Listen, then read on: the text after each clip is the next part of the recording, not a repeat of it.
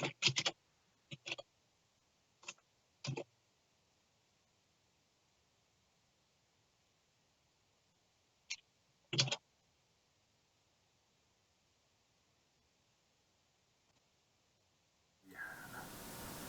testing.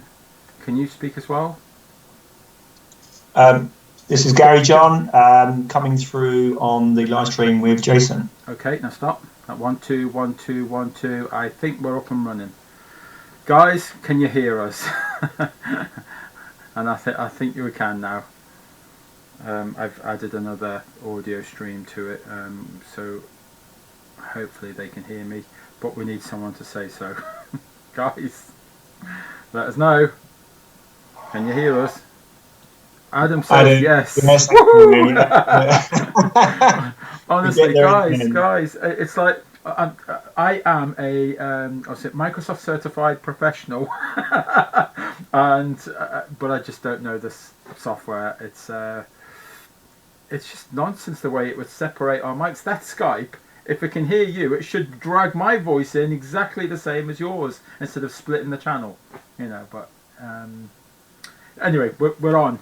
So, and then what we're going to do is in 20 minutes we're going to add, 10 minutes we will be adding Howard George Stirrup.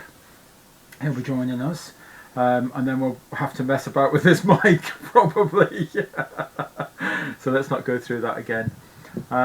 Okay, so we're on the final 2 or 3 hours of this Globali 24-hour relay that Ranty's what's it come up with, Ranty Flat Earth. So thank you very much, Ranty. You've caused me so much work, but it's been well worth it. I've just jumped in the shower. I'm on my third wind. I had, so I was falling asleep again before. Sorry, Roxanne. I was getting really tired, so I quickly jumped in the shower to cool, to restart this third wind. And come 8 o'clock when we're finished, I'm going to bed. I'll be going to bed, and because I've got a long I'm back at work tomorrow. But it's been a fantastic weekend, and thank you very much for all of you who have been supporting the Globali Euro Relay Tour. You've got to think of the extra names now that we've put into it. We're not just here for the Globali. We've also we're promoting two conventions. Have you called is yours a convention or a conference? What was yours? It's a convention. What's Robin calling the UK one? A convention, yeah. Yeah, we're the convention as well. I was talking to last year. It started off that we were going to call it a conference. Yeah. And it basically it's all down to actually wording, isn't it, on how people take the word. But we actually in the end we actually agreed that convention is just nicer, really, and it actually seems to fit what we were trying to do. Low key. Whereas for me, conference would put your ties and suits on, and that's a conference. That's what it felt for me. A little bit more stiff, business like. Yeah, I think one seems to be a bit more. You're going there to learn something, and the other one is you're going to go there and be interactive. And last year we definitely had with the open mic, and we obviously had the debate with the physicists. So it was a bit of interaction, but I don't know. It's all different. People have got different interpretations of what they think it should be called, but we just prefer convention. Yeah, good.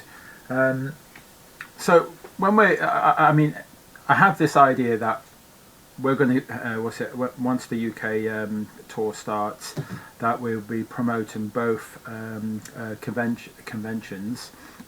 And but once we've managed to get through the UK, then all we're doing then is we're promoting like crazy this Amsterdam convention, and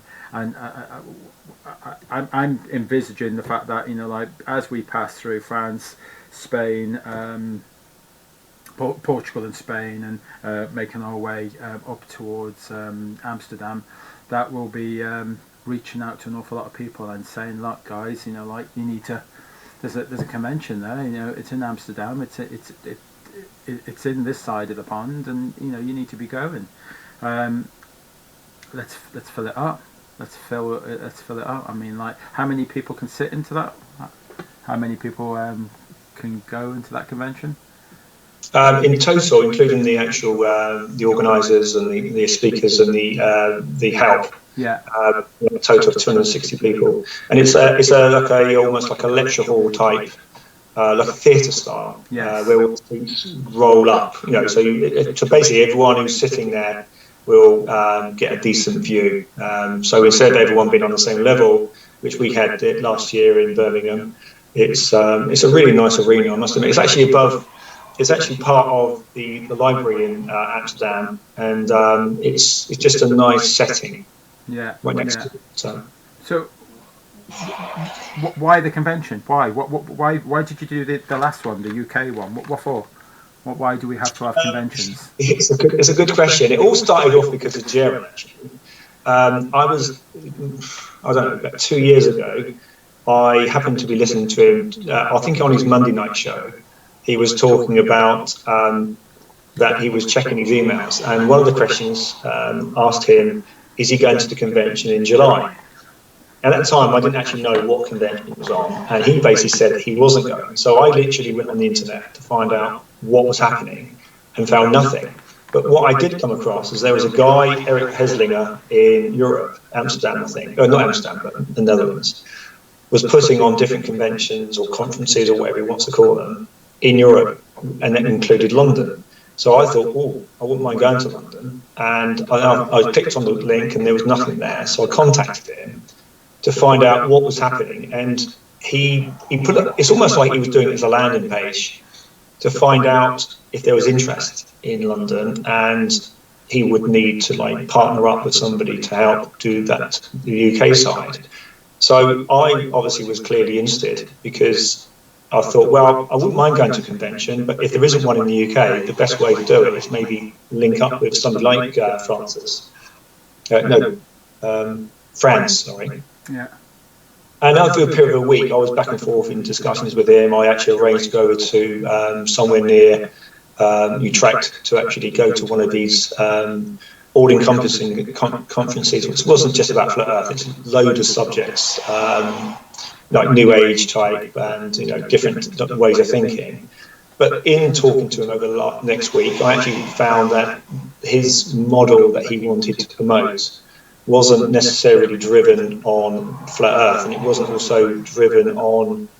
I'm not saying what he was and what he wasn't doing, but I think the value for money that we were trying, what we've eventually moved on to, is more the what I would like to promote.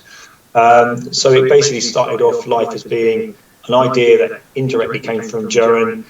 I then got in touch with Franz, Karen from the Sun and Moon Group, gave me the facility on her channel to actually discuss with the likes of Leslie Dave and Martin Lico and a load of other people to say, Mark Sargent, and I connected to a lot of people through Karen and found out if there was interest in the UK or for the UK convention, which at the time was a conference, and the answer came back yes. So that's how it started, really. Yeah, good. When you were doing the UK one, I was just starting as within Flat Earth, and I was my first introduction to meeting new people was to go to the campsites and that. And I'm not naming no names now, but whilst and you may have heard about it, whilst I was going to the campsite and that, I was hearing stories that. It's not a good thing to go to the conventions. Like it was almost like they're on a par with the Flat Earth Society or something. Like it's not a good thing. And I was getting this, this second-hand information from people with no reason whatsoever on why you shouldn't go to this convention. And I was almost, I talked about it. I was in agreement, and I was almost going to, take my banners and, stand outside your convention. Honestly, God's honest. I was going to stand out. I even, drawed up a mock-up picture on where it would be. It was the Jury Inn or something, wasn't it? The Jury's in, yeah. Jury's in. And I made this mock-up, and I was going to put my banner right outside to show people, look, forget about what's going on indoors. You need to be looking at this, and then let's talk to us. Not knowing anything about you, not knowing anything about the convention or who people were in there. And what I didn't realise is that you had like people like yourself in there. Ian Leahy was in there. Robin was in there. These are people that I really look up to now. And I was misinformed, and this is why I've got this problem with I call them the gatekeepers that steer newcomers into their narrative, what they want, how you should think in flat Earth. That bugs the hell out of me now, because I'm nearly 50. I've gone through my entire life of realising that I've been lied to on so many different levels, from my education and my culture, but so many different levels, probably even religion, the creator or creators or whatever. I don't know what to believe no more. And then to be, I come into flat Earth, and then I've been steered right at the beginning and of this narrative, and I was of the feeling of being dead set against conventions. I was, as I said, I was going to be campaigning right outside.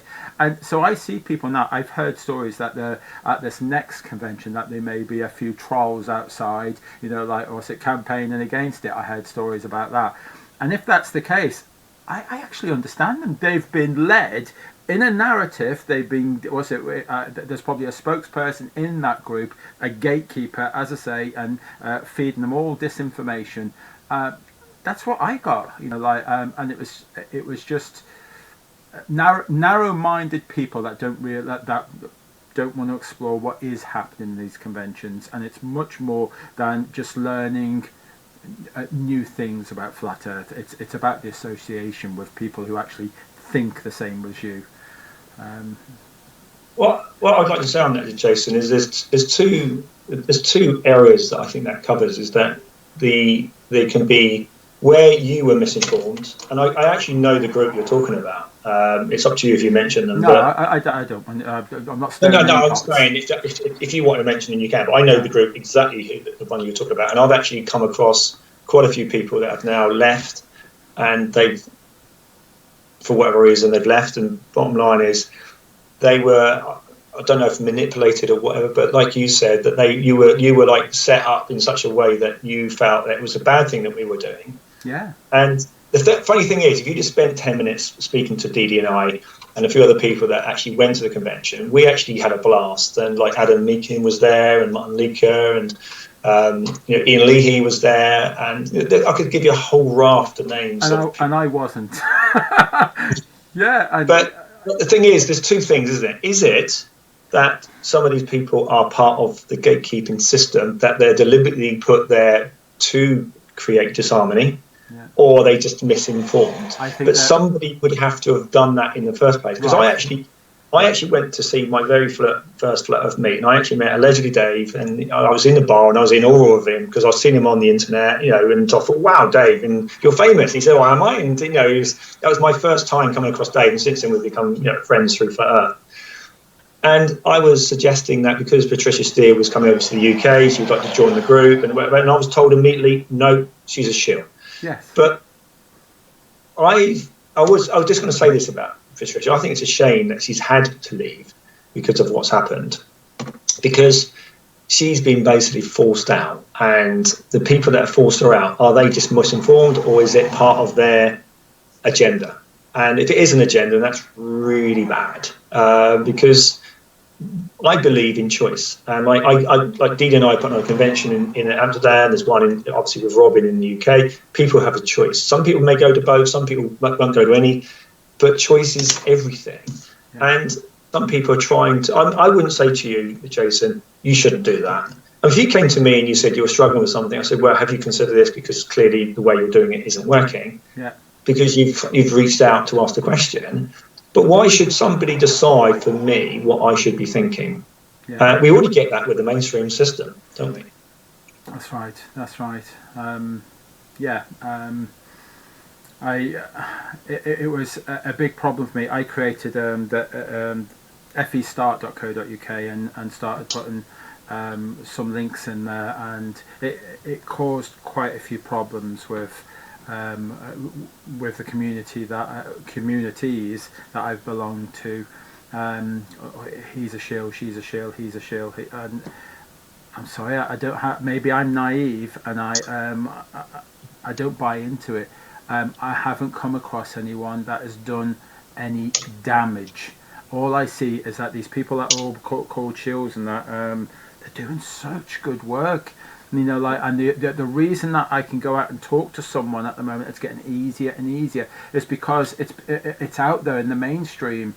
You know, like, I'm such an advocate. I want people to throw away this shill nonsense and gatekeeper nonsense and all that, and just concentrate on what good work is being done. You know, like, we're winning this. We are winning. We're moving forward. You know, like, we're all on this train together, and we're shouting really loud. This tour, for instance, this is gonna it's gonna hit over 1 million eyes, and over 1 million people will be talking about this. You know, like, at some fashion. They're not all going to instantly become flat earthers, but that's a seed that's planted in their minds for the next interaction that they have with someone like yourselves. You know, like, that's what this is about.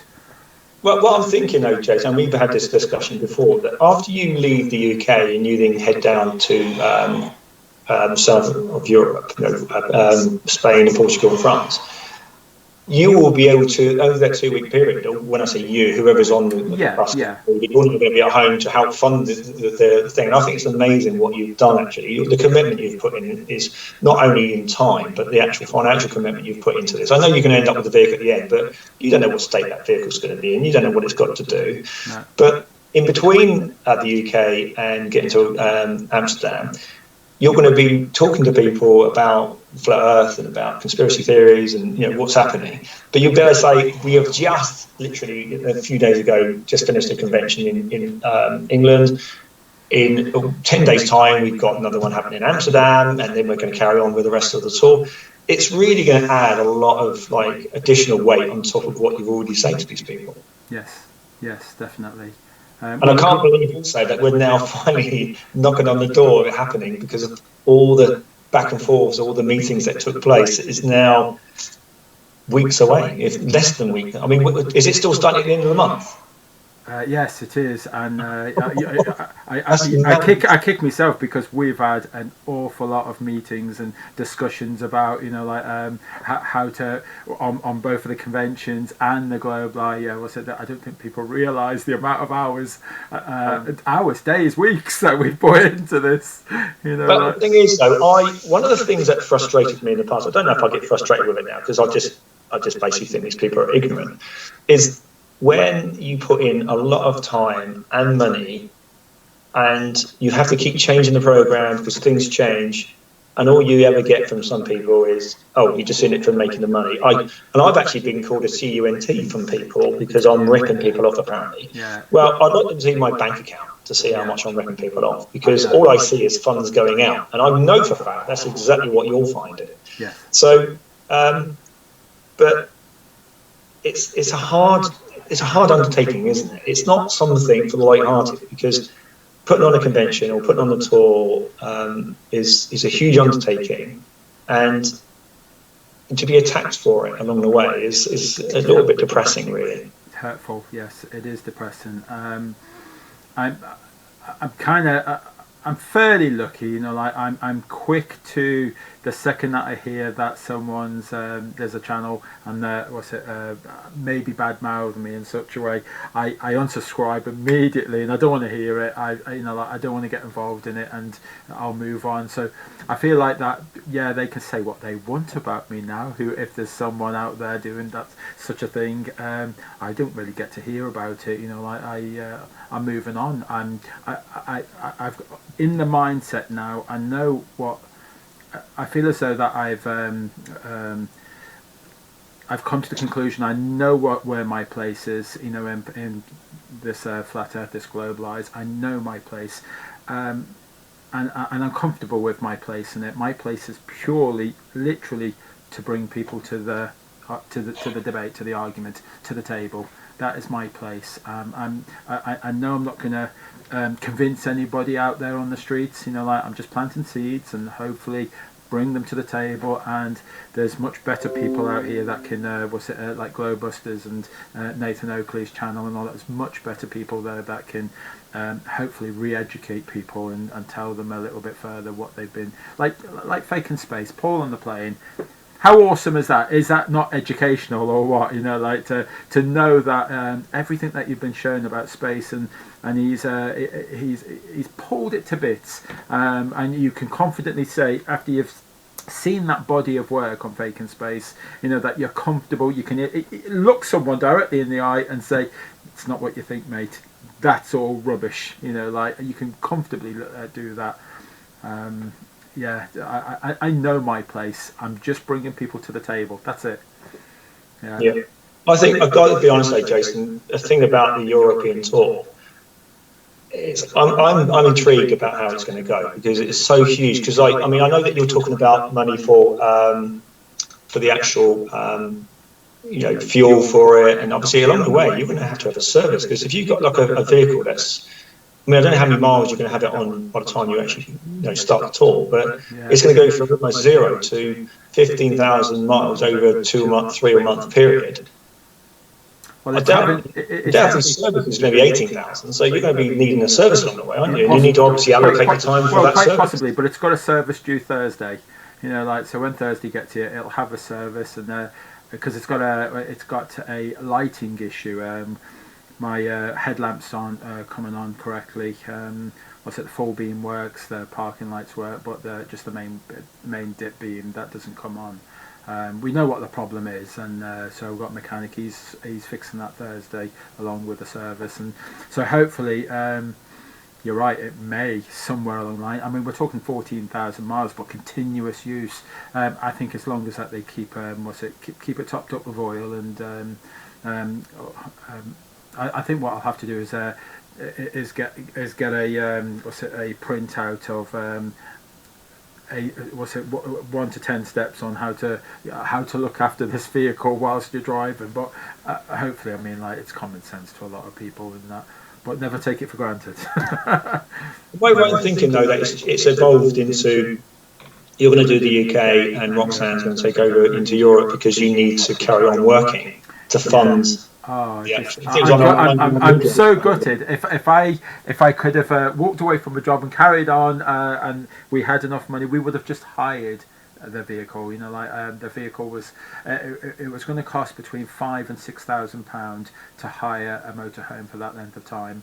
To get one that it wasn't going to break down. We could have got one for about 4,000, but it was of the same age as like we got last time, and I was a bit concerned about that.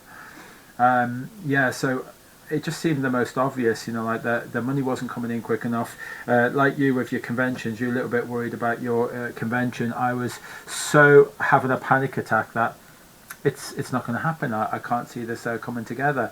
To take away that burden of finding that extra £6,000, that's gone now. That's moved away. We've got a lesser amount to find, much more swallowable amount, if that's a word. So it's going to happen now. I'm quite comfortable. I've seen some of the figures of what we're doing. Let's have a quick peek as well. Let's while we're Have you here, got like the latest figure of what's been achieved over the yeah, last 24 hours? I'm just having a quick peek now. So on my channel is up to on my GoFundMe is up to 15,000, 15,000, 1,500. Yeah, 15,000. 15. What's it? £192. Oh, fantastic! Absolutely. But oh, Andrew Brogden has just put £100 in. Thank you very much, Andrew. And Jim McCutcheon has just done £20. Karen Endicott has just done £20. Thank you very, very much.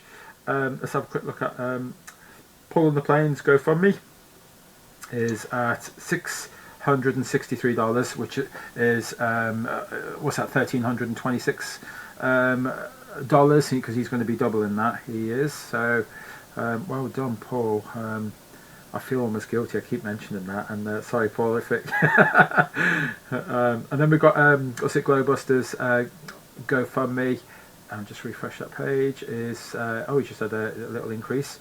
$1,115. Yeah, well done, well done. Is this happened over the last 21 hours? Is it? Yeah. Well, yeah, it really is. I mean, like as I say, it really wasn't doing very well. I think I was up to about 400. I think it was. Before it's. So yeah, like 1,000 has almost come in from every channel, and. I guess, Jason, you don't need this money before the convention, before the tour. But if the money is still rolling in, so basically you're doing live feeds and you're doing like shout outs to people in different countries. Yes and no. Money hopefully will still trickle through along the way. Yes, but we do need a very large amount to get started because of number one, obviously the wrapping and stickers and all that. Number two, I've missed the opportunity of getting all my ferries half price. Because when we announced the tour. Because when it's so far ago, you pay in advance and that they were half as cheap they were. So now that we're kind of doing it last minute now, buying the ferries, they've almost doubled now, just under doubled. That's a bit of a shame, that is, because we've missed an opportunity there. But the ferries still need to be paid for before we go. Otherwise there'll be some detours. I don't think the Sweden, Finland, Denmark ferries need to be done just yet. I think at the moment we just need to do the Isle of Wight and Ireland ferries. The other ferries can come after we can raise that money. As long as we've got about 3 or 4 weeks to raise that money again for them ferries. So, but yeah, there's just a few initial costs. Making sure that I've got plenty of oil in there, making sure that we've got some food on board to start off with. There's little things, but you're right. We don't need a large amount of this can be raised en route, and that's what happened last time. I mean, like people were just giving £20 there and £100 here, and someone came up to the van and said I think he had £230 and said, there you go. Right in the van, he come round for a visit, didn't know, we thought he just wanted to chat and that, about flat earth and that, and he just pulled out this wad of money, and wow, you just don't. You know where it's coming from. I believe Adam Meakin's put in quite a bit, and talk about Adam, he's actually replied to somebody who is actually saying in the chat that they thought that Robin had actually bought the vehicle, and that's not the case, is it? It's you. Yeah. You're taking on the finance, you've shelled out for it. So, again, it's not my baby, it's your baby, but bottom line is you're the one who's actually done all this. Yeah. Well, like yourself, you've taken on your burdens, with your convention. Robin's, he's gone above and beyond trying to get his convention off the ground, and it's going okay, but it's still scary times for everyone, isn't it? But it's I'm fingers crossed. I'm so praying that it'll all work itself out in the wash. I think it will. But we just need to advertise. I mean, the amount of people that were in. Roxanne and Dave's chat just a minute ago, 175 people, and 175 of you go and get tickets. That's it. Like conventions are done. Everyone's a winner. 175 tickets. That'll make you sleep tonight, wouldn't it? I'm looking at it now. It says 60 watching now, but I was watching it last night with Martin Leaker. Yeah. I can't remember if it's 400 or 440, but I thought that was quite an incredible number. Because obviously, his channel is really. Because I remember when I met him. This isn't the first time I met him, but what I mean is that when he comes to the convention prep in January of last year, I think around about the same time, he was really pleased that he actually went to 5,000 subscribers. Around about the same time, I think. I may be a little bit wrong on that, on the timing. But I remember him actually announcing that he was really pleased with 5,000. Yeah. And I'm not 100% certain what it is now, but it's a lot bigger than that. It's now grown quite significantly larger. So, he's obviously building something, and to get 400 odd people watching most today is quite. I mean, I don't know what Globalist do. I know they get huge numbers. No, but, that's right. But it's a big number. Well, I was looking at. I was talking to Paul on the plane. Was it yesterday? This morning? I don't know. Maybe today. But I was talking to Paul and noticed how many. He's got quite a big subscribers base. He is being shadow banned. If anyone knows what shadow banning is, I mean, like. You only have to go see his numbers. He's getting very poor views. He's got great content, and his subscriber base just doesn't show what his viewers are doing. It's very poor stats. He's definitely being blocked. There's no doubt about it. No doubt. I'm just going to quickly see about.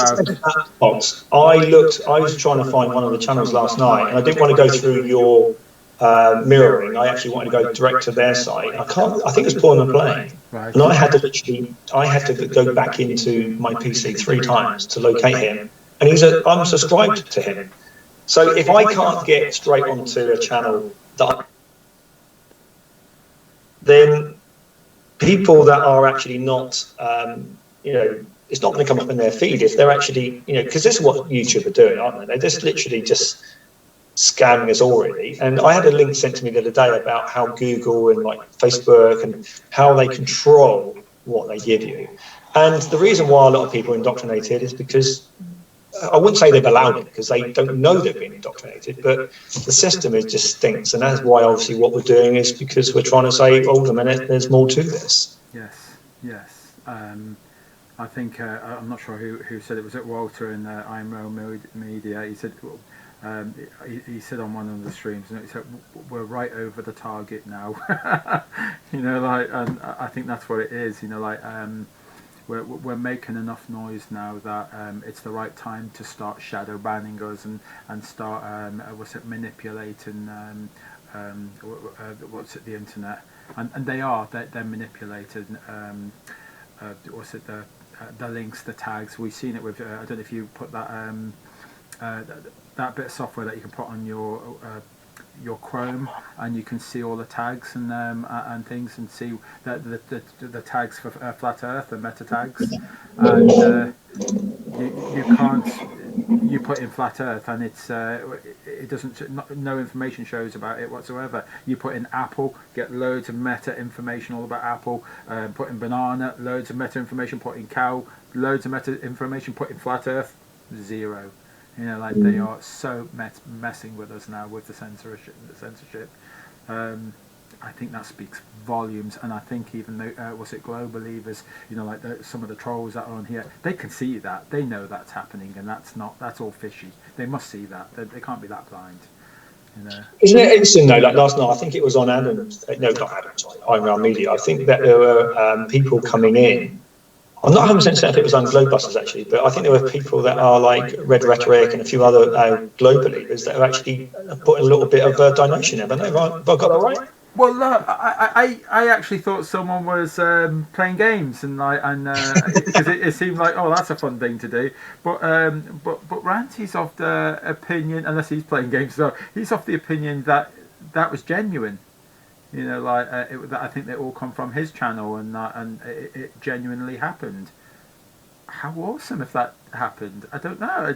I'm really confused, and about that, and I thought it was Adam playing tricks. I must admit, he actually said to me earlier that he wanted to spoof spam.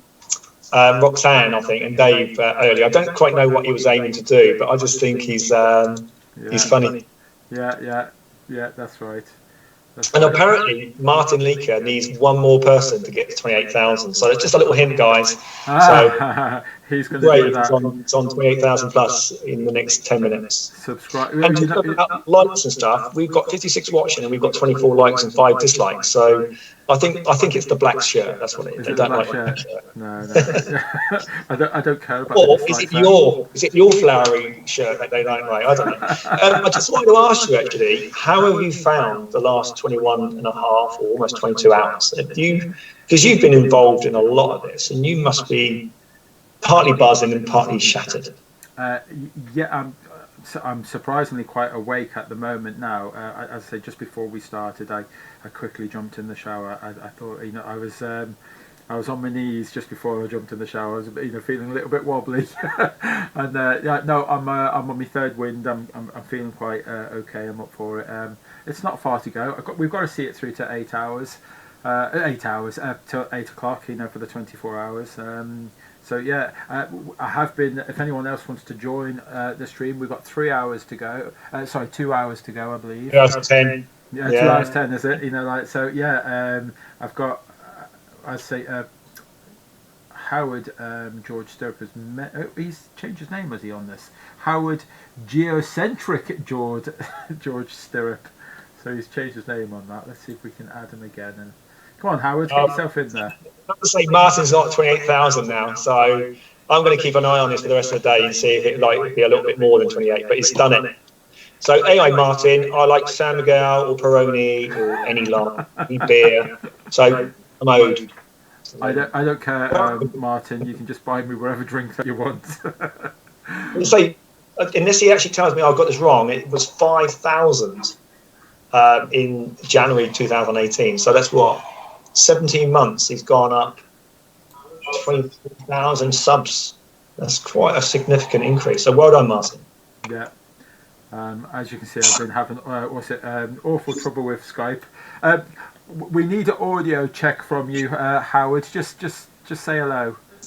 Hi guys, can you hear me? Sounds good. Can you hear that okay? Oh yeah, I can hear you. Awesome. I'll just get myself a drink, one sec. Yeah, you go ahead. Okay, while he's doing that, Jason, obviously, one, I would like to say thank you so much for having me on, even though it was meant to be Dee and I, but we've obviously had to change things because of, she's not feeling too good. Well done for what you've done, not only over this last 22 hours, but everything you're doing with the tour. Because with doing the convention last year and doing the convention this year with Dee, and obviously working with Robin and Roxanne and everyone, and I know it's just an immense project. And I don't mean immense as in, wow, it's immense, it's fantastic. I'm on about immense as in it's a massive undertaking. And it's not just financial, it's time as well. And obviously you're not married, and obviously sometimes you must probably have like words with your wife about how much time you're putting into this.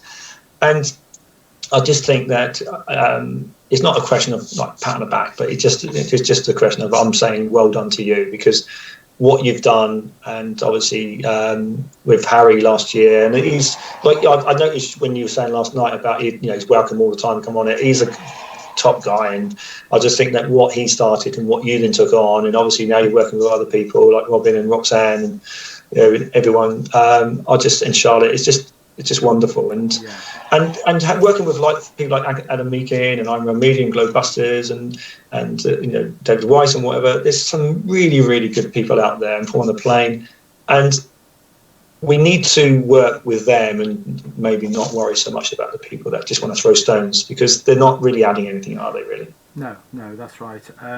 Harry, he envisaged that we would, amongst our travels, that we would come across like-minded people that want to make a difference, that would kind of follow in his footsteps. That maybe me coming from being very terribly scared about getting out there and doing some activism,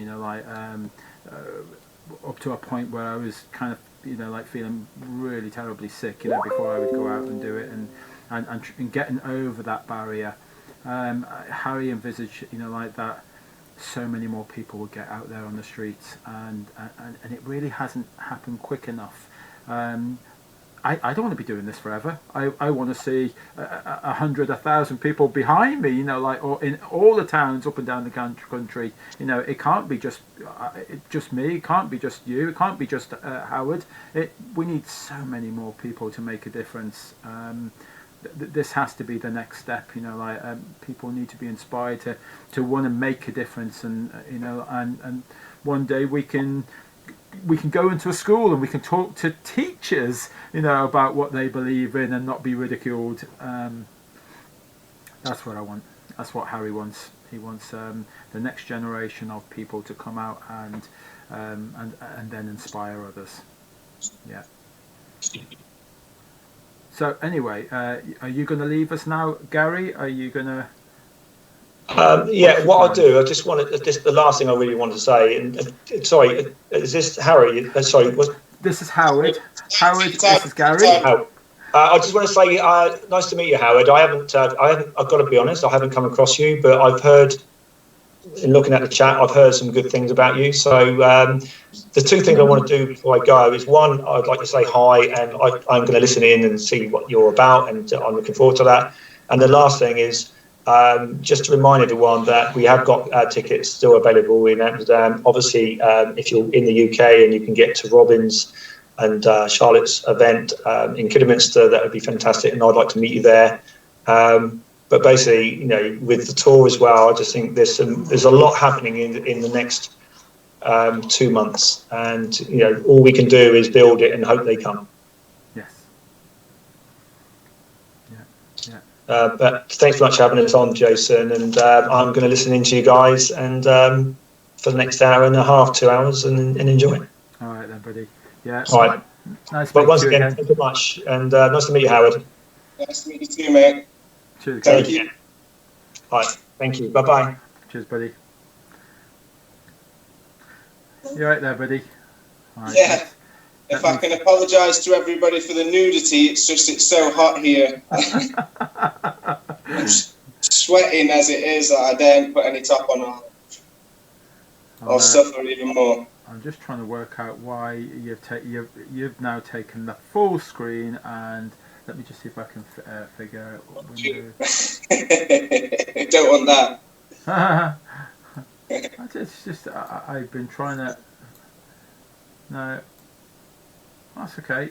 I'll put me there. No, I won't. I'll tell you what. I'll put me there. Look at that. I've covered you up. Does that work? All right. Okay. Appreciate this opportunity. Thank you very much. I think we can all add something to this puzzle. We can all add something to, we've all got our own style, we've all got our own points of view, and we can all help get the message across to different types of people. Yes. I'm kind of looking forward to seeing what you're going to be doing in the next weeks, months, and that. And your season for Benidorm. What is your season? When does it finish, Benidorm? Like for the season. It doesn't. It's now. It's Stag and Hen do holiday town, so it's busy all year round. Wow, so you're going to be joining the tour at some point. What did you say? What dates did you say? I'm definitely going to come to Valencia, because that's on my doorstep, and I'm either going to come to Barcelona or to Gibraltar as well. I'm not sure. You never know. I might make a hat trick. Yeah, okay. And it is, to anyone out there that hasn't had a taste already, it's addictive. It's so addictive. Once you go out there and wake up some strangers to start waking up, because none of us are woke. We're all waking up. There's layers, or degrees. Yes. So we're all waking up, and that's beautiful. And it's really beautiful when you wake up a stranger and you make a new friend. And especially if you can get it on film like we do, and you show other people, and then you get messages that other people are waking up thanks to the work that you're doing. It's beautiful, it's addictive, and it's a good addiction. I recommend everyone out there that hasn't tried it already, give it a shot. It gets easier and easier. Yeah, definitely.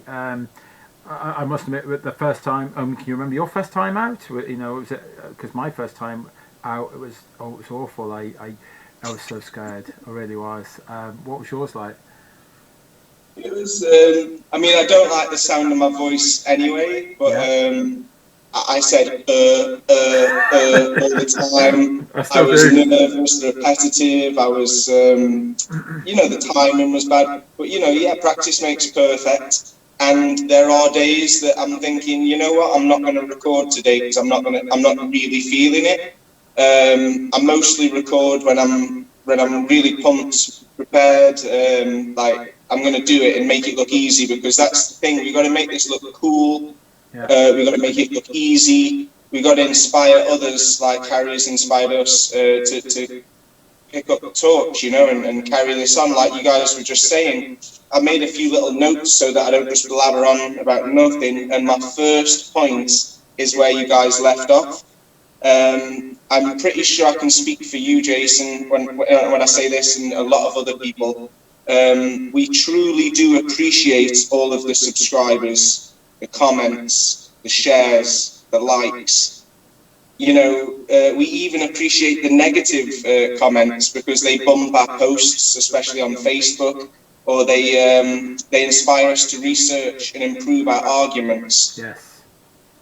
But I think I can speak for you, for Roxanne, for Robin, for a lot of people. Let's not go through all of the names, but everybody really wants to see new activists. Yes, because definitely. As much as we like the support and appreciate it, and it does help us continue, especially when we're talking about monetization, we're building castles in the sand. We all know that we're facing censorship, and we might end up just being thrown out of YouTube completely. So activism is very important because it's real life, and it goes viral in ways that we might not see, but it's the reality that we all have to get back to, face to face, or at least physical copies like flyers, posting them through letterboxes.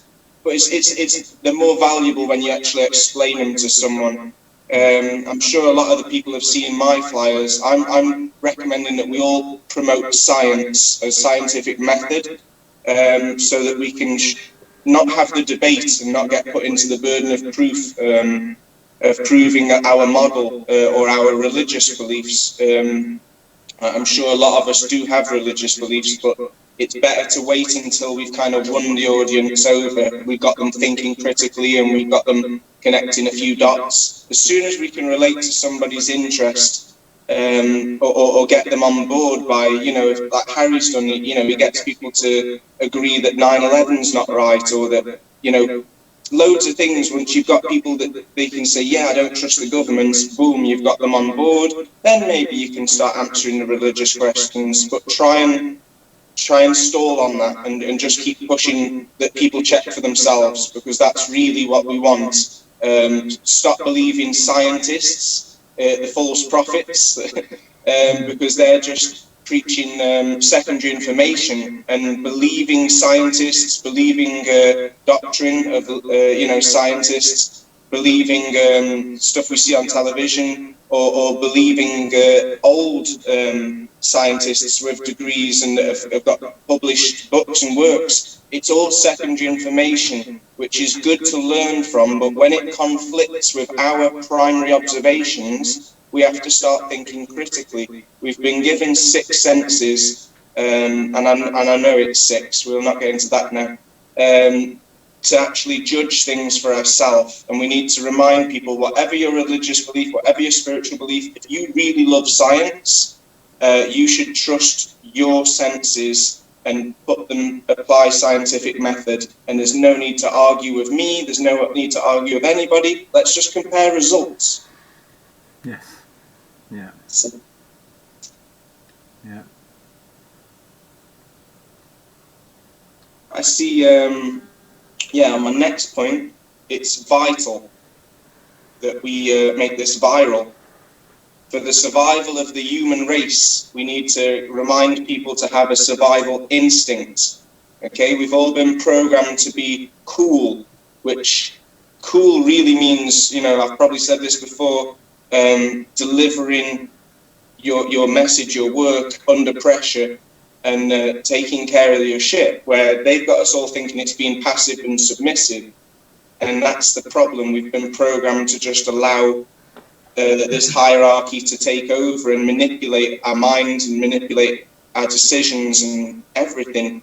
I would like to remind everybody out there that we have been to war in the past for these dictators and these elites. And I'm worried that if we don't hurry up, we're going to lose this race, because there could be a World War III.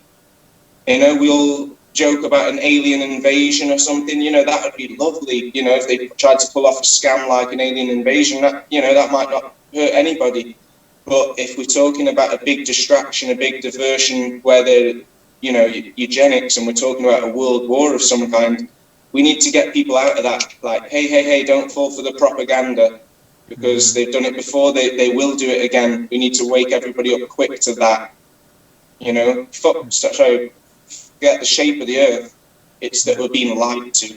And what will we prove? You know, and why are they lying? Who's lying? You know, we'll get to the theories sooner when we get everybody on the same plane, that we're being lied to about these things that we can prove. And then we can start theorizing about who, why, and that after. You know, it's really important, guys. Yeah, and I know you know this. I'm sorry if it sounds patronising. No, it's not. Roxanne says exactly the same. She says, look, stop all this in-house fighting about, you know, like, what's it? Because we had like the gravity thing and that, and we thought, look, this is all nonsense. You know, like, there's people that still believe that they live on a ball. You know, like, we need to let them know of the lies first, you know, like, and bring people to the table. And once we bring people to the table, you can still all research all that yourselves. I mean, you can still do all that, but let's not fall out over things, you know, like, there's people out there, again, they think they're living on a ball, you know, like, that's paramount, that's above anything. You know, like, there's lies being told on so many different levels, you know, like, from your big farm, your chemtrails, your 5G and all that. I mean, so many different levels and all that. We just need to be telling people that they're being lied to first. You know, like, let's get people thinking about that. Yeah. Stay focused.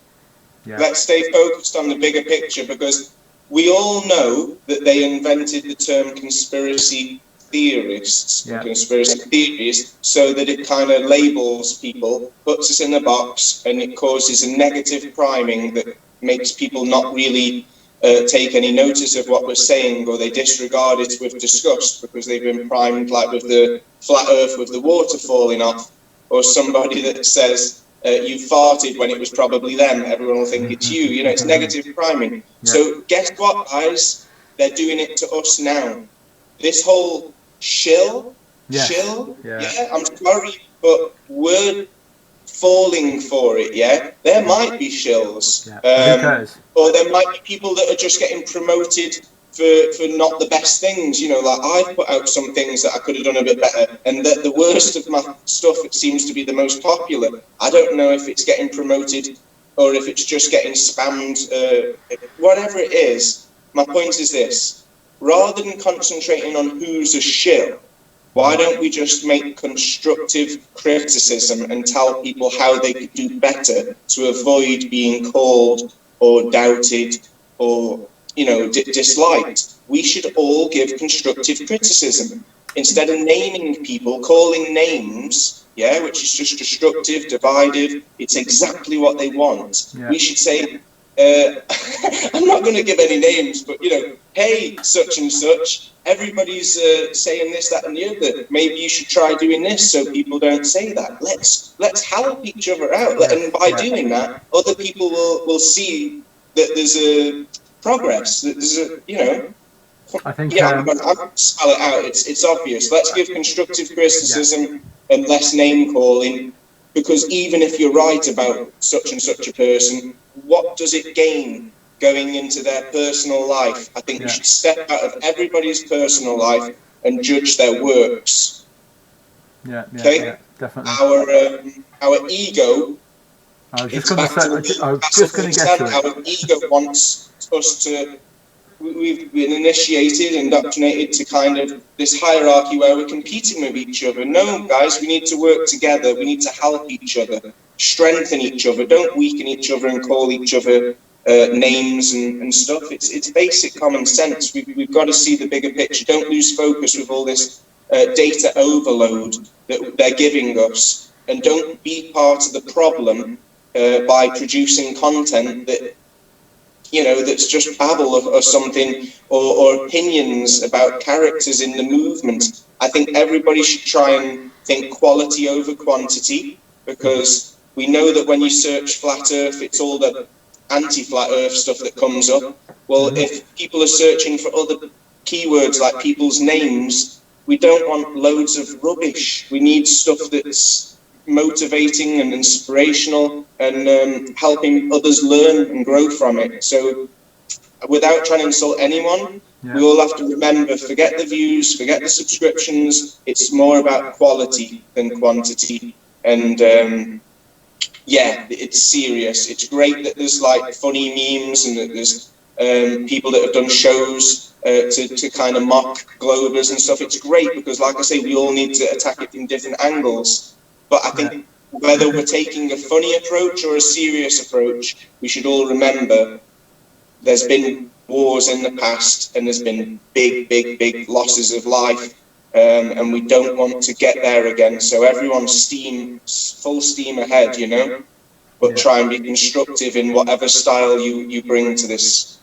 Thank you to everybody listening that's not left already. I'm not trying to be a know-it-all. I'm just trying to share my thoughts and feelings from my point of view. I see that, you know, we've got to really be constructive, guys, and come together. I think you guys are doing the best example of that, leading by example, by doing the tour and bringing in all these European countries. I think it's brilliant that everyone's supporting you, even if it's last minute. You know, it's like, you know, everyone's here on the chat. It's great. I really do have a lot of faith, and I see that it's working, guys, because otherwise they wouldn't have censored us, you know. So don't give up, give it more, because it's that tipping point, you know. I do appreciate everybody in the chat and in all the other channels on your donations.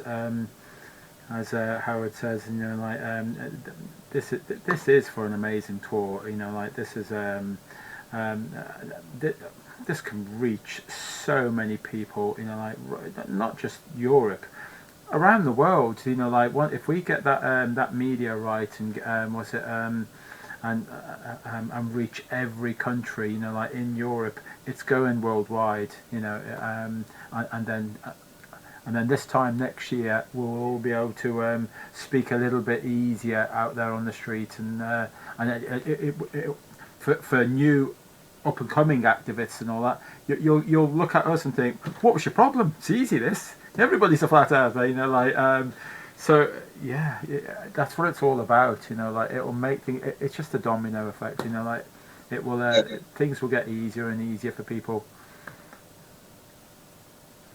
Go on, what's your next one? It's linked to that same, it's like I said about ego, you know. Yeah. There's a war going on and nobody's safe from it. It's mind control. Okay, that's why I say nobody's woke. We're waking. We're waking. Okay? Waking up, because there's so many layers to this. We're learning stuff all the time, and we're learning from each other. So, you know, we got to be careful with these terminologies about being woke, because we can be insulting and patronizing, and we're supposed to be inspiring people to inquire and investigate for themselves, check for themselves, rather than take our word for it, or we definitely don't want them shrugging us off because we're trying to preach beliefs. So yeah, we really have to remind people it's a big mind control game that we're being lured into. We're being so distracted, as I say, we're being perverted. They're trying to normalize all these different perversions now. You know, everything's being desensitized, and it's all about repetition, because if we become tolerant when we see things enough, they don't affect us anymore. Yes. So we have to point out all these things that they'd be using against us, like hypnotism, repetition, backmasking. It's subliminals, massive frequencies, as we know with the 432 and stuff. There's lots of ways we can show people and help them join the dots that it's all a big mind game. And like Harry says, we really need to try and tell people to get rid of their television, because all these theories, all these movies, all these adverts. I mean, you've seen that Confused.com's got the flat earth just before they put Confused.com, so it's like a little subliminal mock. They've always got circus music behind The Guardian, behind Vice, behind all these different Netflix. They'll always have these little things in, and we've got to point these out to people and try and help them see that they're being brainwashed, they're being programmed. It's you know, without trying to sound religious, it's like I say, luring and tempting us to just self-indulge in things. So we always have to think about the content we're putting out, and we always have to tell people that we're talking to that this is a big game. I like to call it globe syndrome. Okay? One, we won't explore because we think we'll come back to the same place, even though nobody's circumnavigated north to south.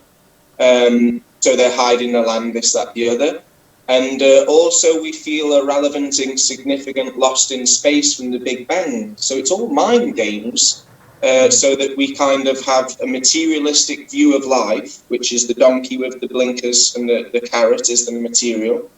And when there's so many more fruits and things to life that we don't know of because we're not exploring physically or spiritually, emotionally, because of this globe syndrome.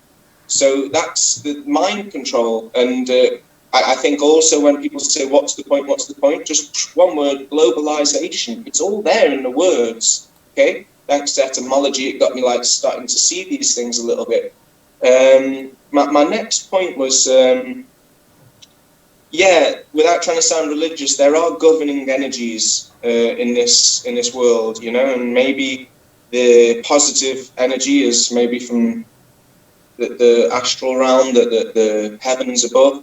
And that's maybe to give and to be constructive. So I'm saying this to people, just remember there's some wisdom in all old scriptures, even if you're not religious or of any particular faith. They all kind of tell us, you know, like, be good, give, and the energy will renew and it will recycle. Where our ego and the materialism and a lot of the New Age kind of cults, sorry guys, but they're about taking, okay? The energies that govern this land, this material realm, are telling you to take, to self-empower, to enlighten oneself. And I'm starting to see, from having been a Freemason for 3 years of my life, that enlightening others is good. Empowering your community is good, yeah? Self-empowerment, self-love, all that stuff that's being preached, yeah? Be your own divine God and all that, that is just taking from this experience. And anyone that tells you that, you know, it's all relative, it's all perspective, sorry, but they're probably a little bit hypnotized and they under the spell that's been cast. I'm sorry, guys, but this is all mind control. Be humble, whatever your religious beliefs. We have to save this human race by coming together and being constructive and giving a little bit more, whether it's giving knowledge, giving wisdom, like I say, giving help. Give your time to other people, and we can maybe turn this whole thing around, because the whole problem with this mind control is it's leading us to all have one vision, one opinion. They're going to even hook us up to have one consciousness. It's so that we will be manipulated, because with control, you have to manipulate. It's so that you can manipulate things. So as long as we're empowering ourselves, we're allowing others above us to empower themselves. So we're becoming the hierarchy, we're becoming the new world order that we don't want to be.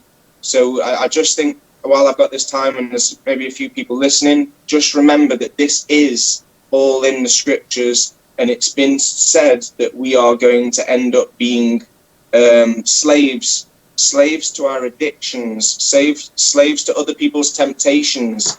There is hot and there is cold.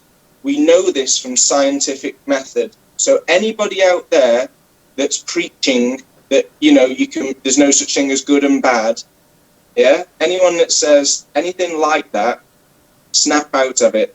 You can give to this world and help this battery, this atomic reactor, this heart, yeah, whatever Earth is, this clock, you can help it keep ticking by giving up your ego and trying to be a nice person. So as activists, that's my big message out there. Don't get sucked in by the ego programming that we've all been indoctrinated with. There's a lot of people out there that are spreading truth, but they're also muddying the waters. And I'm not going to name anybody. I'm just giving some constructive criticism. Snap out of it, guys. We've got to empower our community and stop thinking about these shortcuts, these majestic little tricks. And I, of all people, can speak about that. We've got to stop falling for the temptation to be the leader and strong of others. We've got to empower other people to be leaders. Hence why we're all on this Global idea to inspire others to do activism. We don't want to entertain people, and we don't just want the subscribers, because entertainment means to enter and hold somebody's mind. So I don't want to entertain people with my videos on my channel. Yeah. I want to inspire people and give people something to learn from so that they can take it and apply it in their fashion. And that's the kind of content I'm looking for. So just like the last gentleman that was on, I hope you're still listening, I took no offense when he said that he hadn't seen my channel or anything, because I haven't got that much time to be on YouTube looking at all these different channels and all this content. I'm happy when I find content I can learn from. And I do agree with promoting content, good content, more than promoting people's channels. We don't need fans. We don't need fans. Yeah. We need everybody to get their instinct, the survival instinct, and everybody to lead their life and follow their sixth senses. Sorry for going on. It's just, no. It's deep. yeah. No, it's all well said. Very well said. Thank you. I've only got two other little things. To help make this a trend, activism versus pacifism. You know, as I say, we've got to stop this bullshit cool from being projected everywhere, that, you know, being cool is just not giving a shit, not trying, not getting worked up. No, activism's cool. Okay? Activism's real cool. Waking up is cool. These are the kind of things we've got to promote to people. So like I say, making it look easy. Sorry if it sounds a bit machista, but sex sells. We know that. They use it against us, yeah? So we need to tell people, like, fuck Tinder, get out there and chat up someone that attracts you physically or emotionally, someone that you might normally not be able to approach because they're cooler or they're wiser or they're more beautiful than you consider yourself. Go up to this person with some substance and tell them that you think we're being lied to and that they'd be better off knowing and having their own freedom of imagination to explore and imagine and not fall for all this shit. And you'd be surprised how grateful these people that you think are out of your league will interact with you. So not just to pick up a bird or whatever you're interested in, to make friends. It's cool. It's really cool. It's really easy, because you're not approaching somebody with nerves and you're not with all them voices. I can speak from experience having anxiety. I've never been able to approach strangers without, you know, I don't know what to say to a girl if I don't know her. Now I can approach anybody. It's awesome. It's so awesome. I'm thinking, what shall I open this conversation with? But it's easy. It's awesome, and I recommend it to everyone. It's cool. Last little ones. We've got to do it whenever we can. So, you know, if you're traveling on a bus, tell the person you're sat next to on a plane, if you get a chance, tell the pilots or talk to the pilots, get it on video that they won't be able to answer your little questions about dipping a nose in that. Yeah. It's fun. It's really cool. It's any opportunity when people call you to sell you something, before hanging up on them, just say, hey, check this out, check that out, and, use the thermometer, blah, blah, blah, blah, and you'll know for yourself instead of asking them to believe you. If you've got people on the phone to help you fix something, any opportunity that you can, delivery men, always get delivery men when they're bringing you a packet, give them a flyer or just a quick chat. Get out of the echo chambers, escape the echo chambers that we're being put in. We're all getting into groups on Facebook, which is good, as I say, to support. And just quickly, I think having conferences like yours that promote activism, brilliant. Even, open air conferences, great. Flat earth conferences, that's a bit more secular, and that maybe is more belief system. So I'm all about recommending activism, and I'm all about getting out of the echo chambers. So online and offline, we've got to try and relate this to as many different groups with various interests. So if doesn't matter what religious group you approach, you tell them that their creator is closer than this Big Bang scientism cult is having them believe, and they will love that you've approached them. So you don't have to be the same religion as the group you approach. Approach as many groups as you can, online or offline. Spiritual people love it when you tell them that energy doesn't die, it transforms, because it's all kept and contained here. So, when people pass away physically, that energy doesn't get left behind in space while that ball keeps floating on. No, it's still here. It's just getting churned around. It's it's easy to relate to people when you can think of like a movement for chemtrails. Tell the people that are doing activism for chemtrails, hey, did you know that NASA are the ones telling all the governments that this is safe? They're the ones that got the cloud factory. And boom, you can start bringing people together and help inspire activism in all these different groups. I've got friends in the mud flood movement, and I'm saying to them, like, hey guys, promote what you're doing by doing a bit of activism. Don't just do the research, promote that other people talk about this. I put a bit of mud flood stuff on my flyers to try and join the dots and bring more interest from different areas. And yes, supporting community constructive criticism, no name calling. We've already said that one.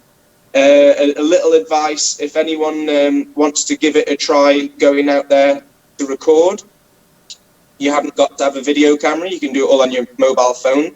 You can either have a stand like what I'm using now, if you want to be in the frame, or you can have a neck brace. Is a brilliant thing that they use. They sell them on Amazon for doing selfie phone calls and stuff. Yeah, I've seen yours. Yeah, is brilliant. I'd recommend everyone that's into this get a neck brace, because you can use your hands for giving out flyers and explaining, and there's no loss of landscape behind curvature, whatever.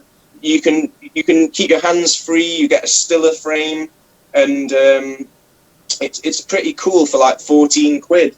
So there's like I say, get flyers, recommend scientific method, and my last point is, look at what they've done with climate change, and this is good to tell people as well. Look what they're doing with climate change arguments. They're confusing us. They're data overload. You've got 30,000 scientists saying that it's a crock of shit. You think that'd stop it, but no, it's just the Hegelian dialectic again. As long as there's a debate, it's going to go on. And it's not just the climate change argument that you can show to people. Sorry? Has that gone off? Yeah, sorry, I'm back. It's not just the climate change thing that's been dragged on. Look at Brexit. It's the whole point. They give it a name. I mean, now it's climate change, yeah, but before it was global warming, yeah. They just keep giving them names, and they just keep churning out more data so that we as people are arguing about these things, theorizing what it could be rather than looking at the big picture. Why is anyone talking about climate change when we should be talking about the toxins? Yeah? We say it's because of emissions, yet we're allowing NASA to advise all these governments to put more emissions in the sky. And everyone's saying, well, yeah, it's to combat that. And I'm like, fuck, man. You know, at the end of the day, we should be talking about the illnesses that are caused by the toxins that also cause maybe temperature change. Is it us? Is it not us? Let's not debate that.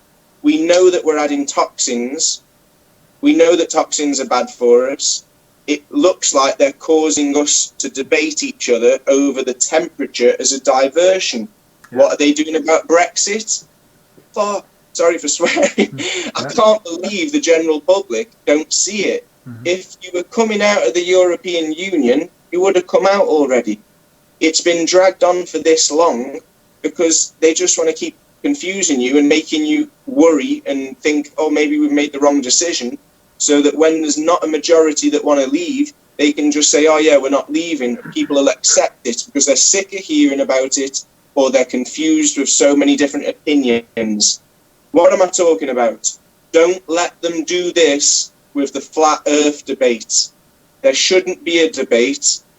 It's a globe lie, and it's a space exploration scam. That's all we need to promote. Oh, and, you know, toxins in the air, toxins in the vaccinations, toxins in the food, just so that the farmers can grow them easier and not have to worry about, you know, insects. These are the things that we can come together and say there ain't no debate, it's common sense. We've got to expose the obvious facts and stop letting them have us debating. So I understand why some people think the first people that came out are shills. Maybe they aren't. Maybe it's just the point that they were promoting a flat earth. Yeah. That could be why their content got so popular, because they knew that with all the negative priming that we've had from youth, and throughout every day we'd switch on the television or Facebook notifications, all that priming, they knew that flat earth would trigger a debate. So it's not about if they're shills, like I say, it's recommend to everybody that they don't promote so much flat earth, and they promote more globe lie, big bang lie, space exploration scam, and like I said, toxins are toxic. Yeah. And that's pretty much it. I've had people try and debate me about vaccinations, and I'm like, yeah, I'm not an anti-vaxxer. Don't you dare call me that. I'm an anti-put whatever you want in vaccinations, okay? I'm in the middle. I'm saying maybe vaccinations can be useful, but not if there's there's no need for mercury, there's no need for aluminum, there's no need for, in my opinion, I might be wrong, but I'm pretty sure there's no need for aborted species of another. Yeah. Come on, you know? Why are we having that argument about pro-vax, anti-vax? Yeah. Do you see the pattern, guys? I'm not trying to be patronising. I know that a lot of you are waking up ahead of me or with me. I'm just saying this to anyone that does come across this that hasn't joined them dots already. They're using the same tactic over and over and over. So we've got to get out of that debate and ask people to check for themselves. My new little catchphrase, just to end it on that, is stop believing lies and just check with your own eyes, you know? Yeah. It's easy. Excellent. Have you, is that all your list? Have you gone through it all? That's more than my list. That's my motor mouth. It came in as usual. Okay. I want to say a couple of things, guys. Please do. So this is just to reiterate, this is Howard George Stirrup. He to mobile stream live as well. He could do with 1,000 subs. Where are you at? About 400. So we don't kind of need, as I say, we want the subs for a purpose, like our purpose is, like to live stream, like out there on the. So I'm not myself. I'm not interested in the subs. I don't care. I turned off the the view count. I'm just not interested in it. I don't particularly like doing this sort of thing, and we're doing this for a purpose now. Like I don't particularly like doing hangouts and things. Like I'd rather do them privately or something. That's just me. Like I like talking that way. But I do see the importance of. We use these like subs, like that's their rules. They want 1,000 subs to live stream, so it's a tool. And of course, then if that's their policy, then we need 1,000 subs per channel. So guys, subscribe to Howard's channel. Let's get him live streaming out there on the street. Like he's been doing some amazing video work, and if you go over and take a look at that, and it's so. I'm so jealous because he's always got nice weather.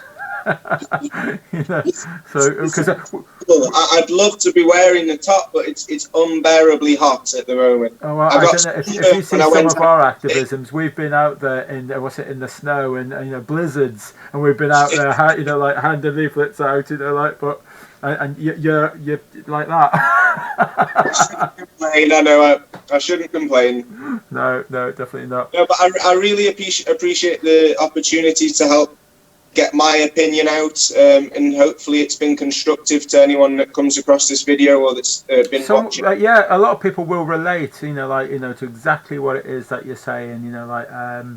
I literally just one little point I didn't resonate with. I could say I was 99% on it all, but I like the idea, and I want to separate the confusion between a convention and a conference.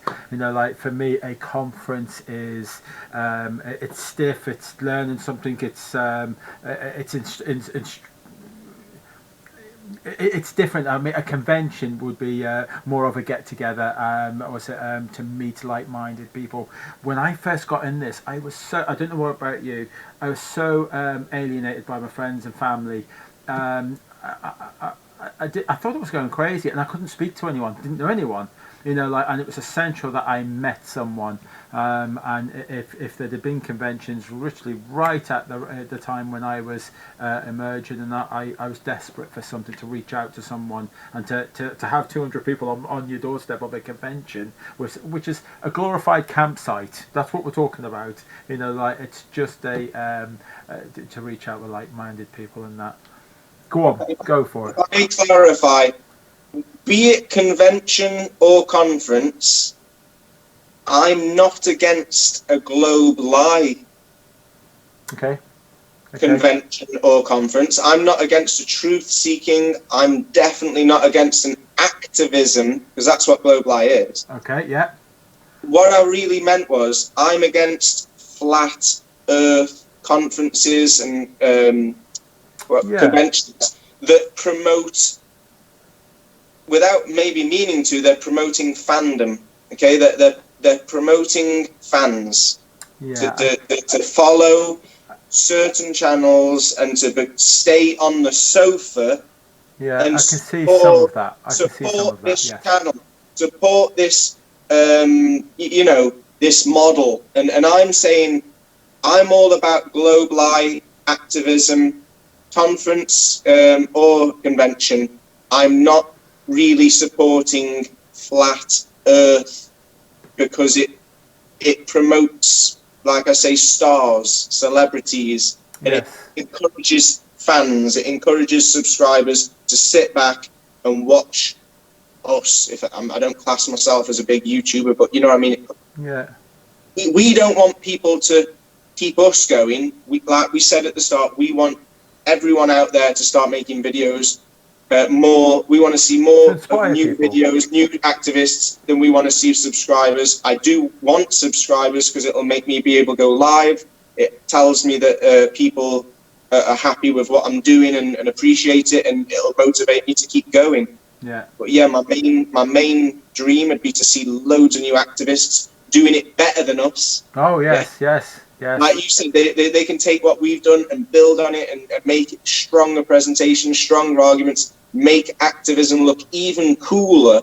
Because when you think of that ice bucket challenge that I got involved in, and millions, maybe billions of people, it became a trend. Yeah. That's my big point. We've got to make this trendy. Yeah, we've got to make it look so easy, so fun, so beneficial. Like I say, in the social circles, that you can make friends and find the love of your life, whatever. Much better in reality than this social networking. Yeah, I mean, I see that what you're doing. I mean, like, you are being serious with it, but you're having fun with it as well. I see. Yeah. You know, like, so you're not kind of like I don't know, argumentative with it, and that you're coming across in a brotherly way. You know, like you're letting people know. It's great to watch you out there, and that, and we all have so many different ways of this approach, and you know, like yours is your approach is so much different than mine. It's different than Harry's. I can see a little bit of Harry's rubbed off on you a bit. You know, like I can see I see that your arguments are crafted really well. You know, like, so yeah, it's good. It's good. To actually pick up more from Harry's style, because I'm aware that anyone watching my content would be like, "Oh God, he just keeps saying the same three things." Yeah. Check the video of the stars. Check the temperature of water. It's the same thing all the time, so it must be boring watching my videos in a way, because that's you know all yourself. It's they're different people. But it works, you know. It's like, if it ain't broken, why fix it? I think my main objective has been to show people how to win, or better said, how to not have an argument. I'm not asking people to believe me. I'm not debating theories. I'm asking people to check for themselves, compare results if they differ, spread the word if they don't. And there you go. But I would like to start maybe doing less talking and improving maybe my questions, so that the viewer can enjoy the interviews more, and there'll be a bit more of the person I'm interviewing talking instead of me. I've had a few complaints saying, "Oh, you don't let the people talk." And yes, I had that. To be honest, I never started this to make interesting interviews. I never started this to make... I'm showing people how to kick ass. Yeah. and you were just being you. You know, like you're not moulded in anybody else's view of what you should be. You're you. You know, and but I do see that you are self-critical, and that's great. You know, like that's for you to be that, and better luck. You might get a bit of advice along the way in that, and you know, I watch as many activists as possible in that, and I pick up so many tips. You know, and I imagine that is shaping my arguments, you know, so much better. I'm self-critical. I feel like that sometimes. If you were on about, if you're not in that mojo, in that bounce, in that, you know, like, oh, you come across terrible. It's just, and yet I still film myself, and I think, oh God, why have I done that? Am I encouraging people, or am I discouraging people from doing this? Yeah. That's your quantity. Yeah. No, it's good. We've had. I'm just gonna check the channels. If you the FundMe channel, the GoFundMe channel for the tour is set at £1,592. Paul on the Plane is set at $675 and don't forget he's going to be doubling that one. And then we've got the Globusters Globalist tour van logo. Let me just do that one, and he's at $1,115. Thank you ever so much, everybody who's been involved. We've still got an hour and 15 minutes. If anyone wants to join us, you're quite welcome. You can ask Howard a couple of questions and that. I want to know a little bit a little bit of your background, if you don't mind. You know, like, because lots of people don't know an awful lot about you, and I think that they should meet you. You know, let's meet Howard. And when did you realise? How long ago? When did you realise that you're being lied to? It was about the time that basketball player came out saying it, which I think was 2017, or was it 2016 already? Yeah, somewhere. That's Kyrie Irving or something, Kyrie, whatever. Yeah, I didn't dare try and pronounce his voice. Yeah. Okay. And so did you have any inkling before then about other conspiracies or anything? Yeah, man. I was straight on that Zeitgeist stuff, even though that might have had a little few suggestive messages of its own. That woke me up to banking. I knew straight away that 9/11 was wrong, because I remember seeing one of the buildings blow up the day, it was pretty much a live broadcast or whatever, and I didn't see a plane. And then, like 10 minutes later, or 5 minutes later, it's like repeat, but there's a plane. And I was like, that's weird.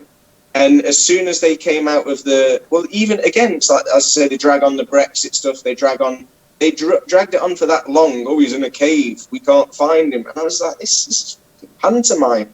It just seemed pantomime. Right. And I saw how the one from Israel, the one from Iraq, Saddam Hussein, he couldn't believe it in court. He's like, this is a joke, this is a farce. And I was like, that doesn't seem like the kind of behaviour you'd expect from someone that's surely such a big criminal, like we've been told, and this, that, the other.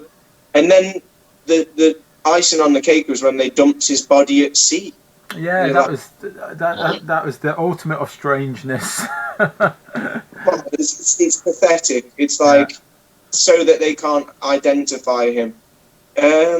So yeah, I've been loving conspiracy theorists for many years, and I think what it is, when you can actually prove something with scientific observation, and it's repeatable, it's measurable,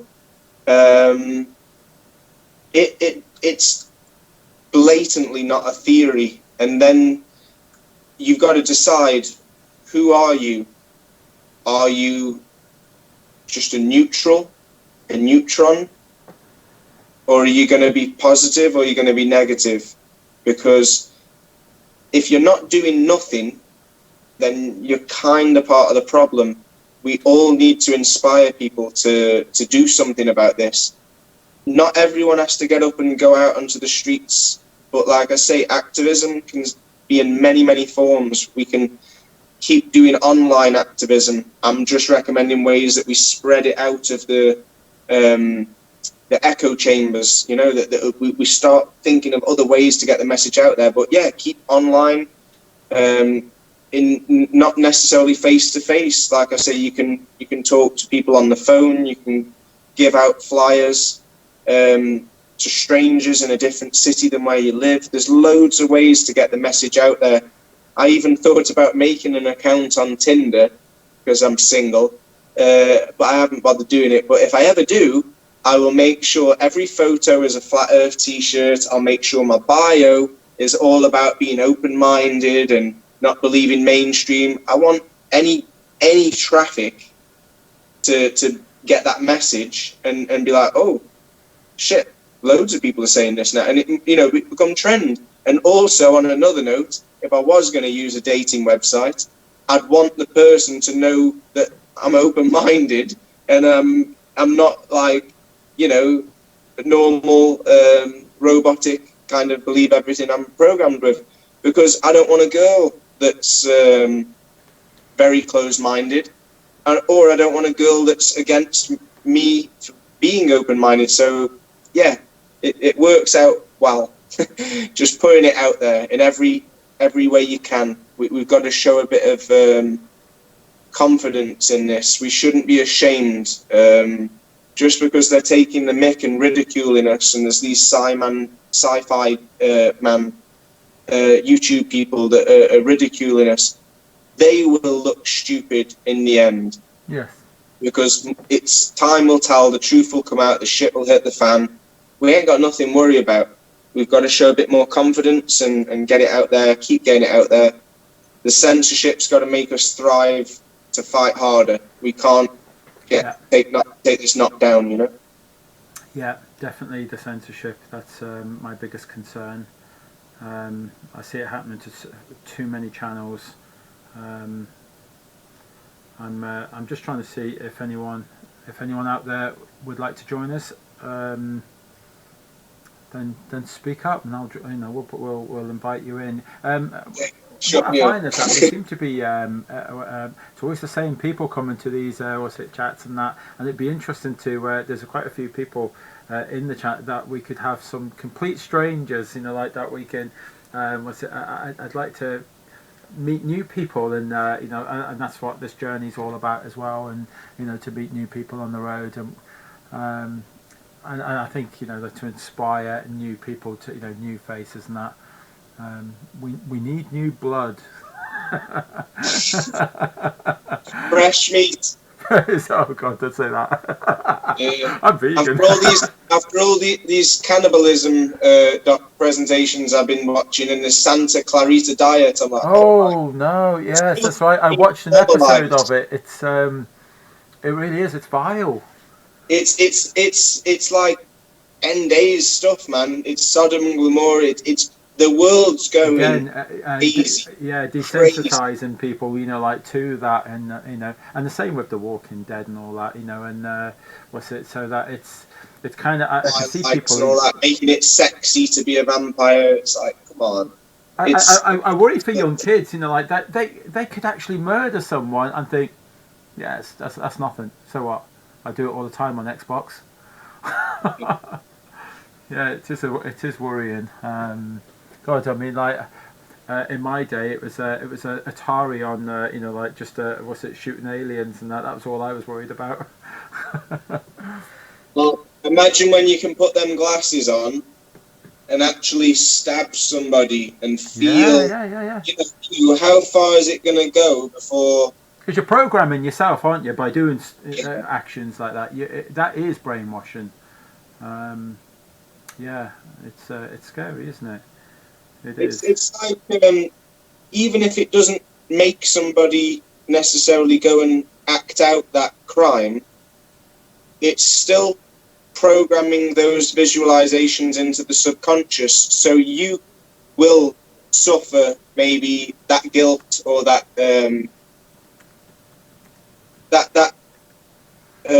thrill. And it can be addictive enough to make you want to do it in a real life, or you can maybe have depression, because everything that goes up has to come down, yeah? So if you have a real good high from a drug or from a visual stimulation, well, then the real world might not be that tasty anymore, and you might suffer depression for the rest of your life because of these unnatural highs, these unbalanced chemical or visual stimulations. I just reminded me, another reason why I was saying about we have to not build castles in the sand and get too concerned about subscribers and stuff, is also because everything is addictive. So I've noticed myself, I can spend far too long looking at my comments, looking at my views, checking if I'm getting shares, and I can spend far too long worrying about my presence on Instagram, my presence on YouTube, my presence on Facebook, that we're all taking the bait as well by caring too much about our online presence, our ego, and it comes with the territory. We all love subscribers, like you say, and it's good to help get the message out, but we also need to remember it mustn't go to our head, and we must keep as humble as possible, because we don't want to promote stardom, fandom. We want to promote everyone being empowered and everyone joining the table and bringing their contributing to this fight, this war that we have against propaganda and elites wanting to control everything. So yeah, we all have to remember to swallow our pride, our ego a little bit, and encourage other people to get on and not just to sit back and support us. As much as we love it, that's a fight that we all have inside as well, I think. Yeah, definitely. I'm inviting Arwen. Do you know Arwen? The name sounds familiar. He was on earlier with me. We've had a few good chats, and here he is here. Hiya, buddy. So, Arwen, this is Howard. And Howard, this is Arwen. Hello. Speaking. Hiya. Hello. There you go. Are we still live? Yeah, you are. You're live. You're Oh, on my channel. okay. What's it, Jason? Thanks off the for Disbury including family me. channel. So you're part of my family now. Really? I was kind of in the middle of dinner, but hello, everyone. Hey, Arwen. Yeah, so I first come across Arwen. Was it on? Oh God, it's just Nathan Oakley's. But I think you've been on. I think I heard you on Ranty's or on Anthony Riley's. Have I? Or was it just Nathan's? Nathan's Flat Earth debate. Well, I've been a participant of the Flat Earth debates for a long time, so it's probably through there, but yeah, I've been through a lot with both Ranty and and Anthony and Nathan. Yeah, you've had a hard time on the. I have heard, but you've. But I have to say that you have given as good as you got as well. You do stand up for yourself as well. He's no problem. I do my best. No video today. No video. You're not coming on. I'm kind of sort of drunk and am in the middle of dinner, so it was kind of unexpected you calling me, but I'm fine addressing the public, no problem. No problem. I'm trying to see if anybody else wants to join, and we can have a few people on to finish the last hour off. I'd say it's 7 o'clock now. We finish at 8 o'clock. It would be great to see the last hour with a few people who would like to join. Right. Yeah. What a run it has been. Yeah. It has, and I've been looking at myself. I've got black eyes. I don't know if you can see. I've got a little. Yeah. That is that's incredible. That's 24 hours not sleeping, and I've got the biggest black eyes going. I love the chemtrail shirt. Brilliant.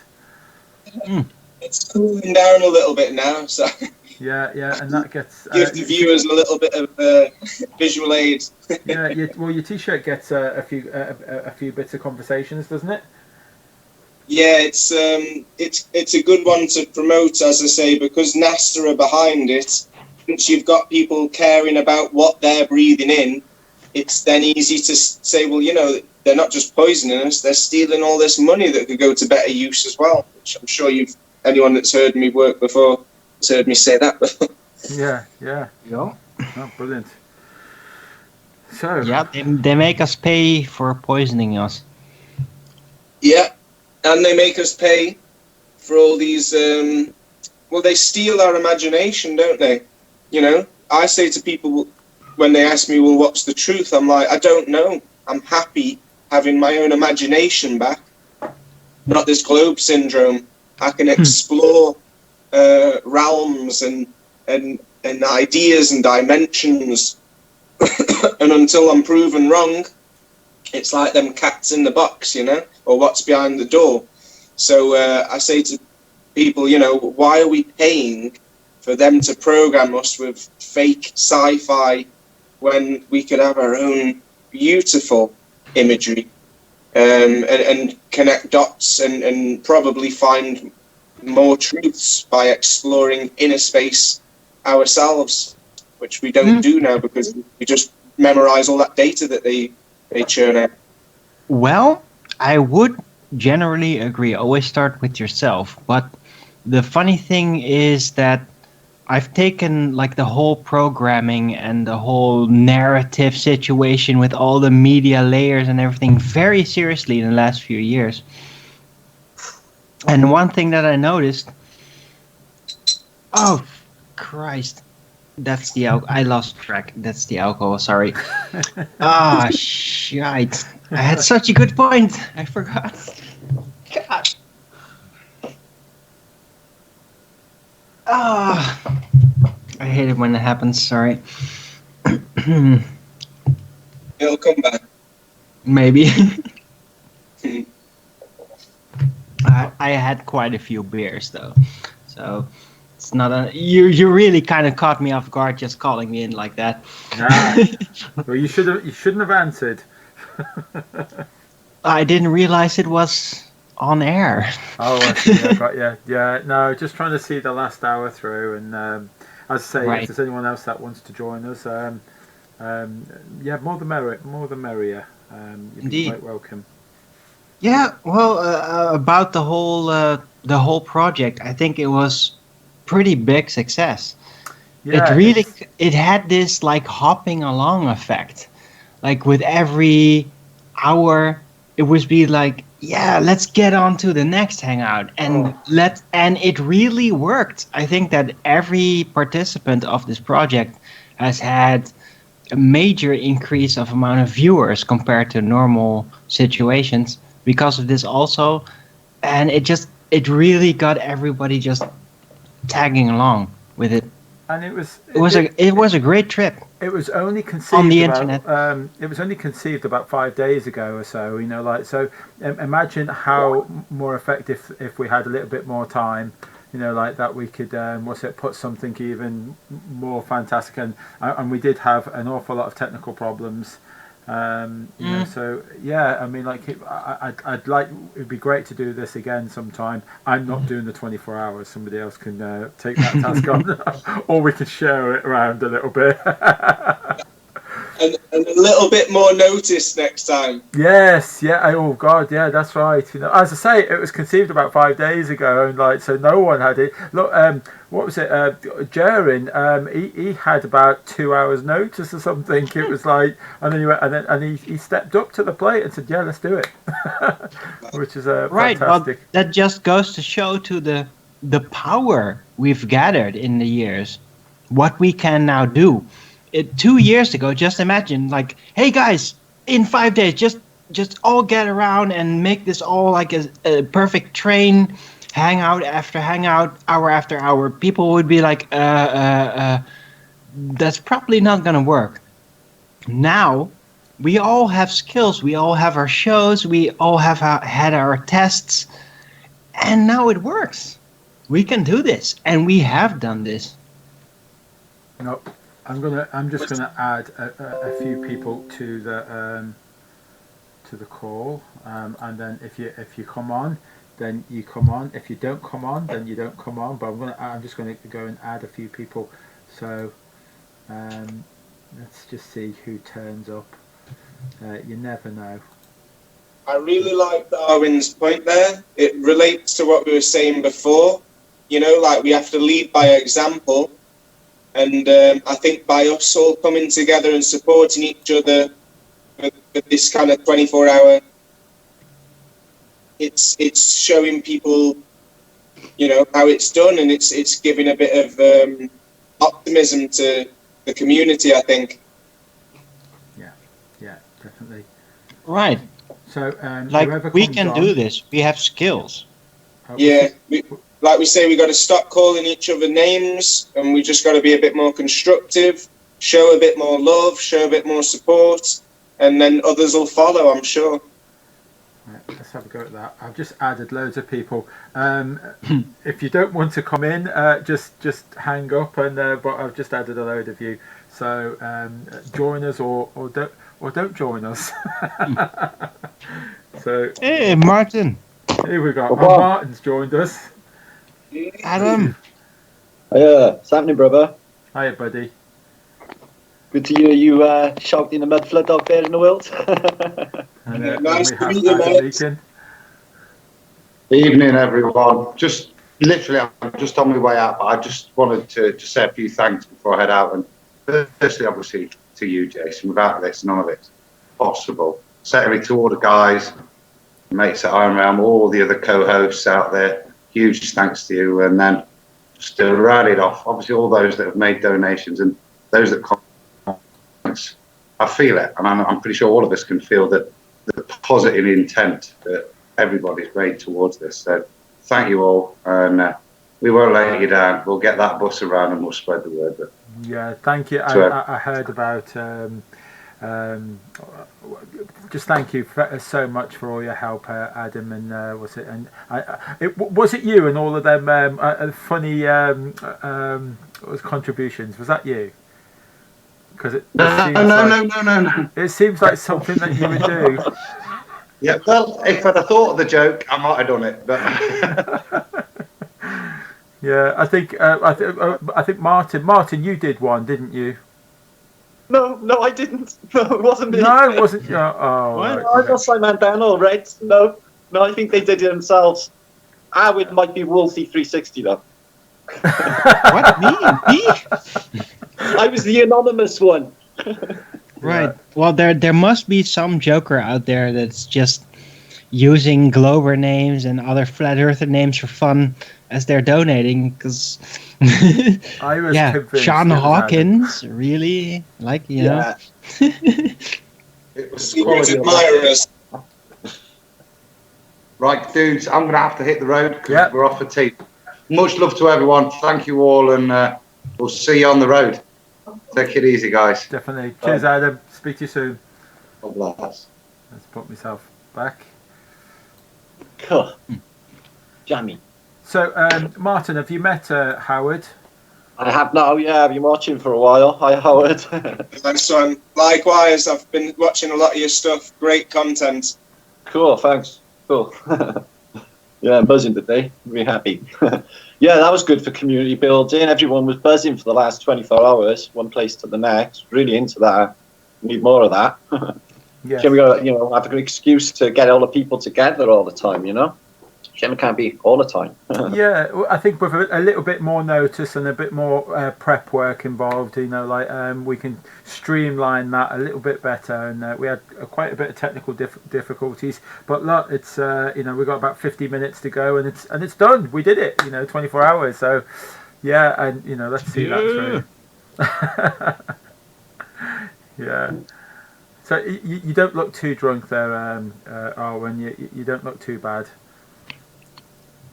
Thank God, but I do feel like it. So.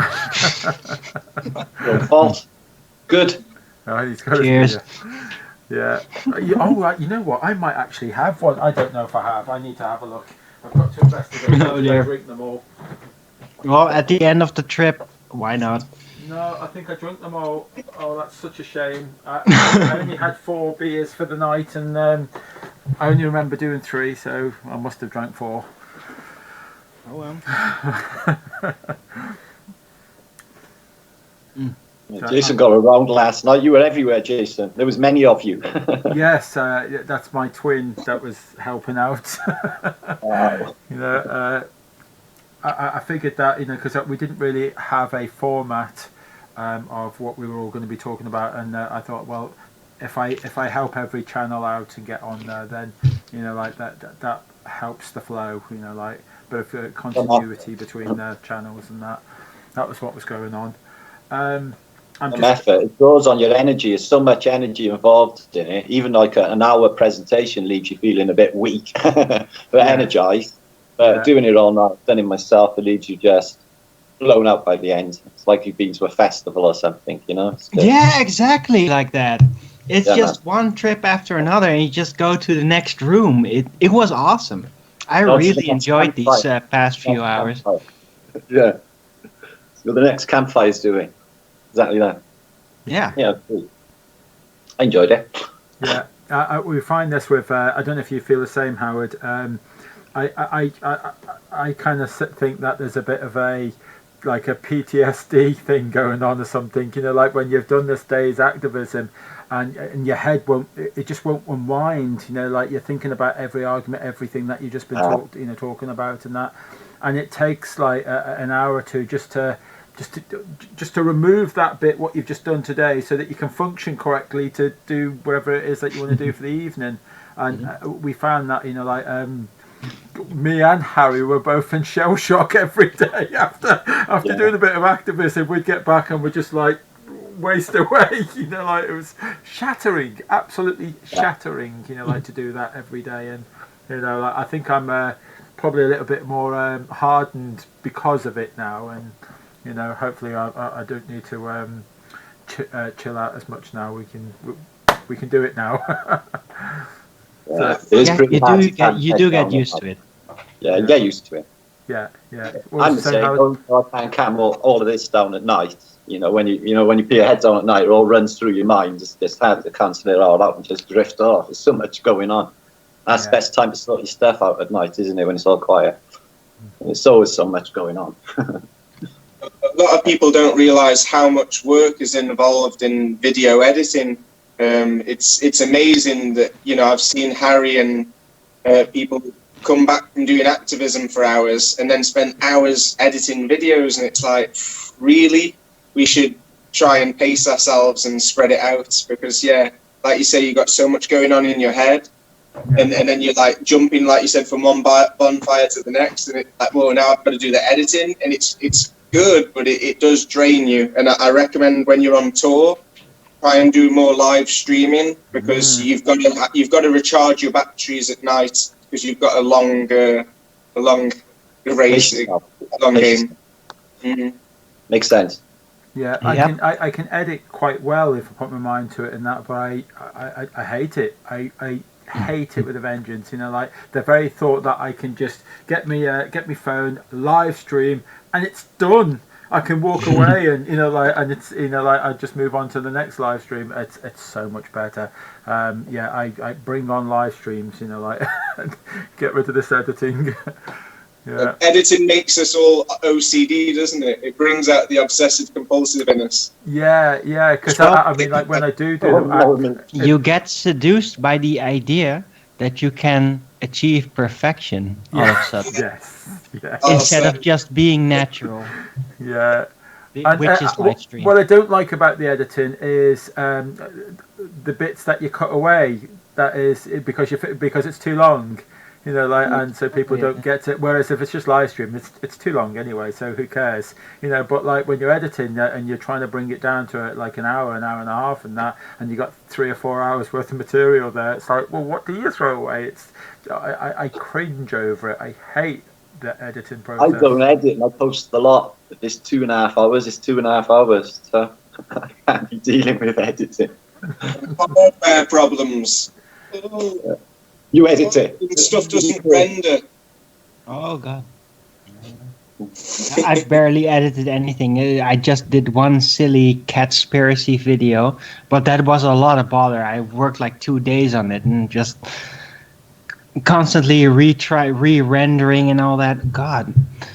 So I can't imagine people doing that every day and then no, it's not me. I'll stick to live streaming. Works for me.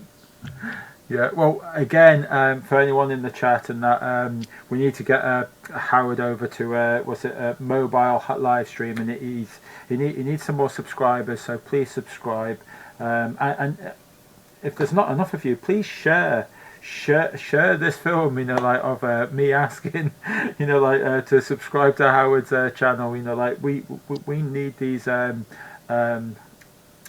Subscribers. I don't know if you realise what I did, because I needed some subscribers for the Globalist channel, and I sent out a messenger message to and it just shows you've been blocked. I think I've got about 3,000 or 4,000 flat Earth colleagues, friends, you know, like I on Facebook and that, and I sent a message out to every person, you know, like I still only got up to about 400. You know, it's hard work, you know, like when well, when you may be shadow banned or it's not organic in that, you know, like for my channel, it was dead easy, you know, like I started my channel off and I did my first few videos and I got over 120,000 views, you know, like just on one of my first sort of videos. No shadow ban in there, but I noticed there was a cut off and not one person subscribed. It was just like you know, like they put a chop to it and that was it. It was done. Right. You know, but I had all my subscribers enough to do my mobile streams and that. No, Facebook is officially hostile to Flat Earth, and like even politics and everything. They wrote it out in their own policy, so it's not surprising that they would just stifle it and make it not connect properly and all that. Yeah, that's going on right now. That's happening in Facebook world. It's just totally disintegrating. Yeah. I don't get it. Just letting you know, I'm still here. I'm just off camera for a moment, but I'm still here. It's like I've got the whole family turning up all at once, and that. There you are. Sub to cool. Still busy? Yeah, I've got about 45 minutes to go. To our advantage, instead of seeing as the glass is half empty, let's say, okay, now we've got to promote activism like never before. Because nobody can disagree now, you know, it's like, it's the only place that we've got, you know, they can't censor us on the street yet, so we've got to take advantage of it while the race is still on. I'm thinking along the same lines, man. You know, this social media is getting, you know, it's pathetic, really. We can't say what we want, you know, we're getting, you know, nearly every video, you know, they just attack me for, you know, it's either, you know, got blocked somewhere or there's always an issue. So I'm thinking, I'm not really, you know, calling anything out much, except history. But, you know, they feel need to every video. So it's just crazy. They just can't say what you want. I've tried all these other formats, which they're directing us to. I feel it's just all the same part of the dialectic. And glad you mentioned that. Like the bit shots and stuff.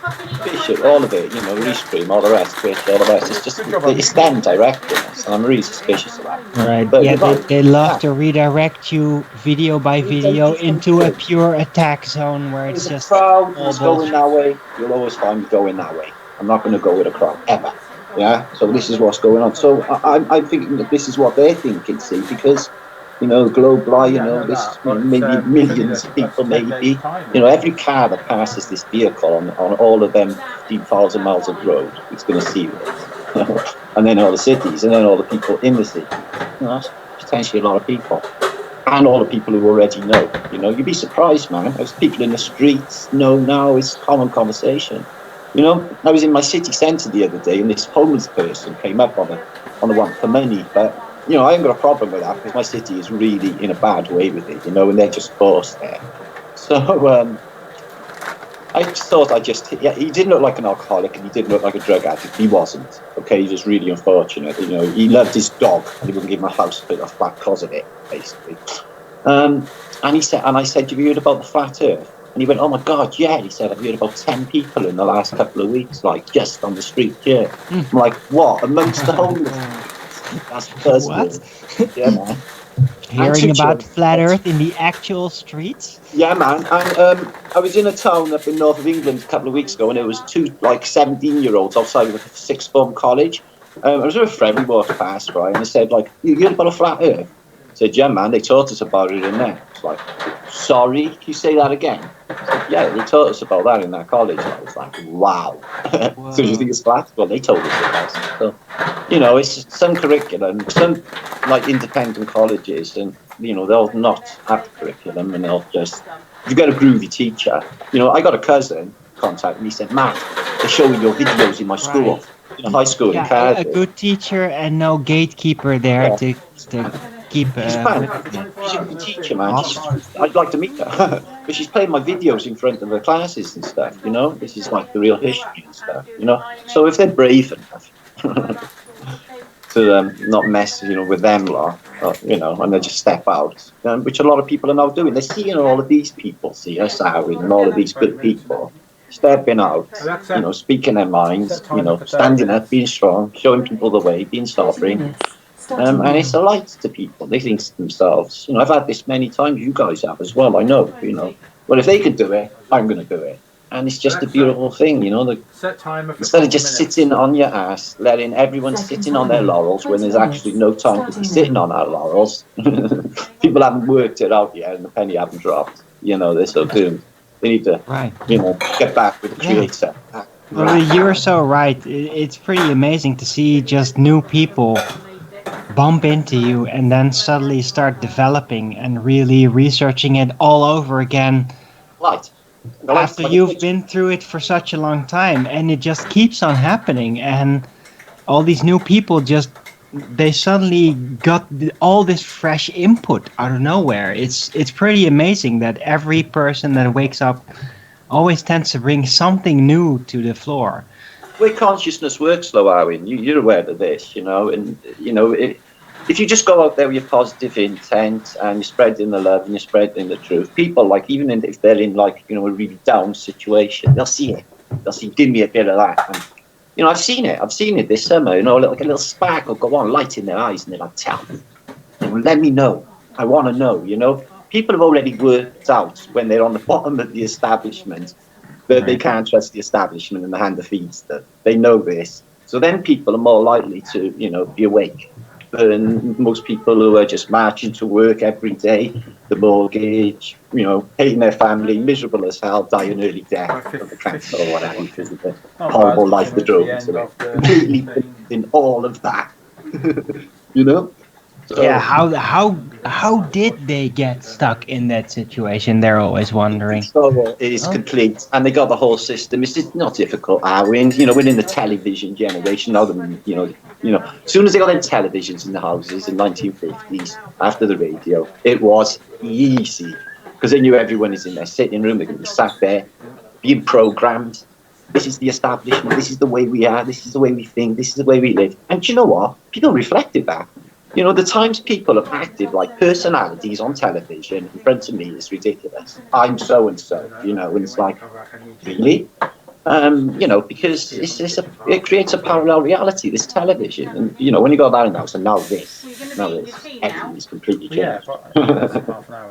People have got free range on consciousness and other people's consciousnesses. And, you get energy vampires, narcissistic types, everyone leeching on the internet. It's not a good place to play, not really. Not for good people, not if you're empath. Well, they've always been there, hiding in the shadows, having their little input unseen. It's just now that we're finally starting to figure out that they have always been there. Good luck to that then, because they got no chance, man. Flat earthers are just a tour de force, man. These people are just like jello, basically. No, man. Source of entertainment. Every source of entertainment, it's in the word, isn't it? They always have to have their little fingers into it. They just can't help it. They can't stay out of it. But they know our weakness. We can't help but idolize. So they tempt us with porn. So we stay at home and masturbate rather than go out and meet girls in the real world. They tempt us with sports and whether it's fighting or football or whatever. So instead of us going out there and kicking balls, enjoying it ourselves, we're watching other people enjoy the sport and they're getting paid for it. And I go past a bar in Benidorm, I see bar after bar, there's big screens, and you just see everybody's eyes are just looking at the screen, no one's talking to each other.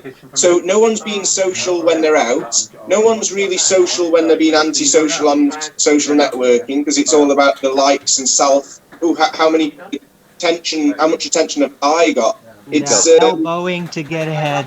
It's all about being politically correct. I'm not too good at that. Please, but that thing is just gonna die really quickly because nobody wants that by now. Nobody.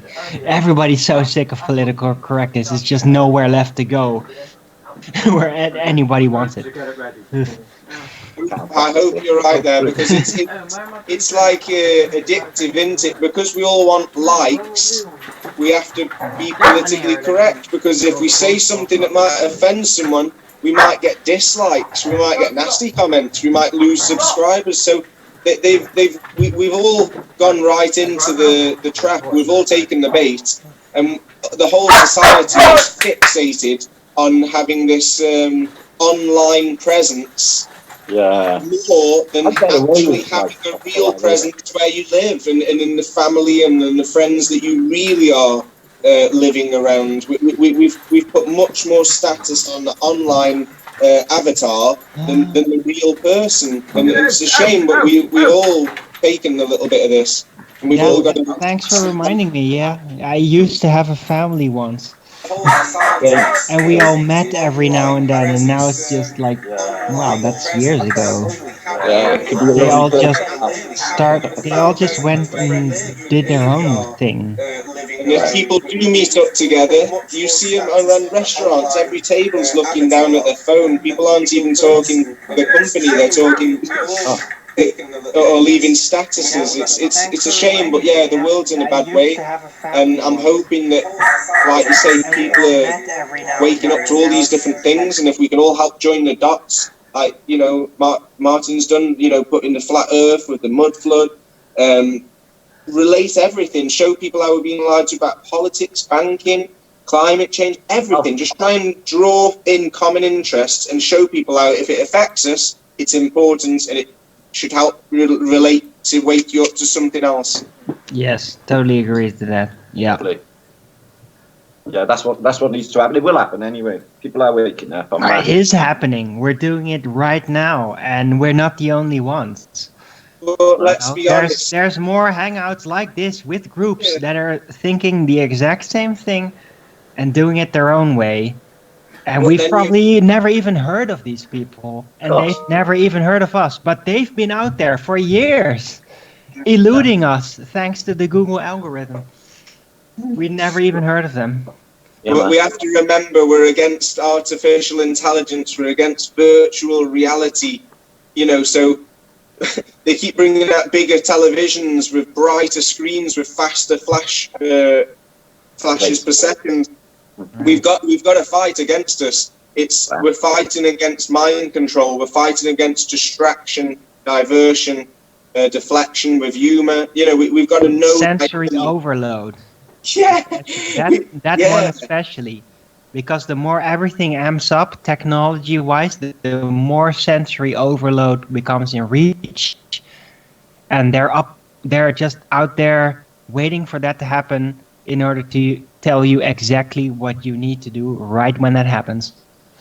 Do you guys know Truth Stream Media? They dropped a really good film explaining how our attention span is getting so short because we're getting so intrigued with all these new,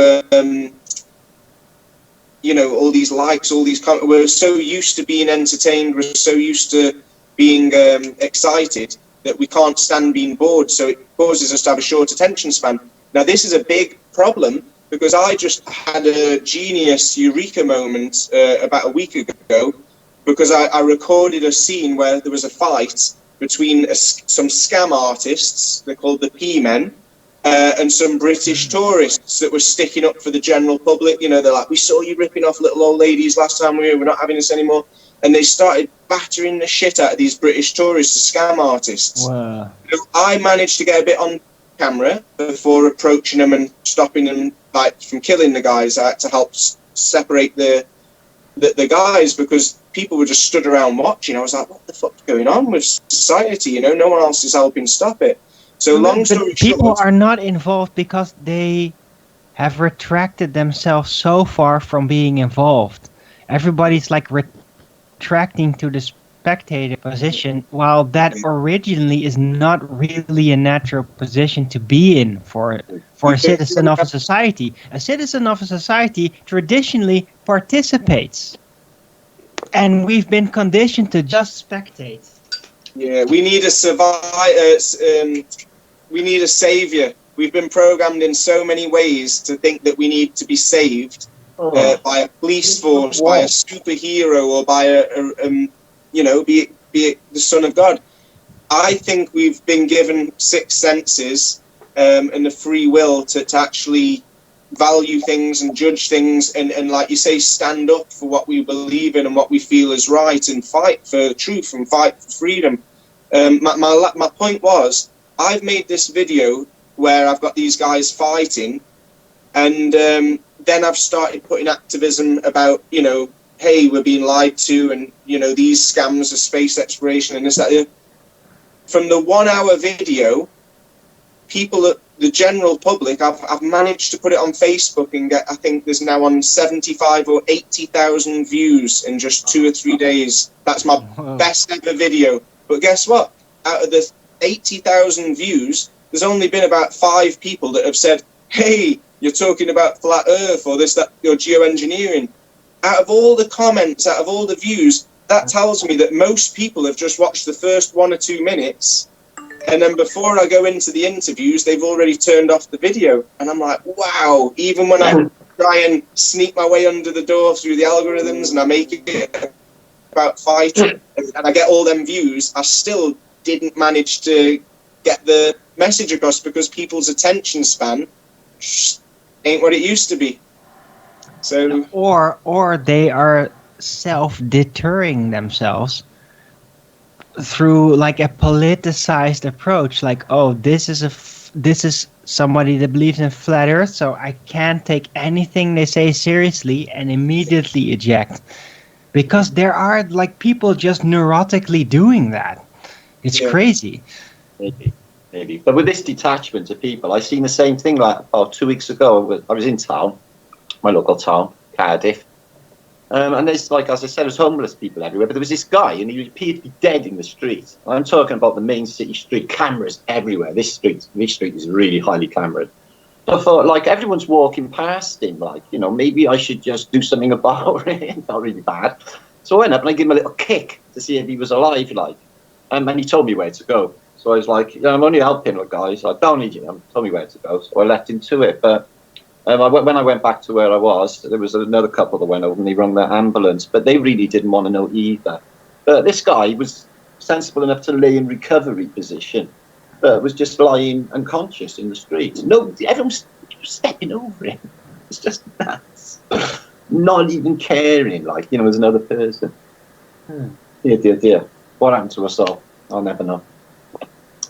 Weird. Yeah, I won't do it. Like, I would have been the same with them muggers. I had been over there. Said something.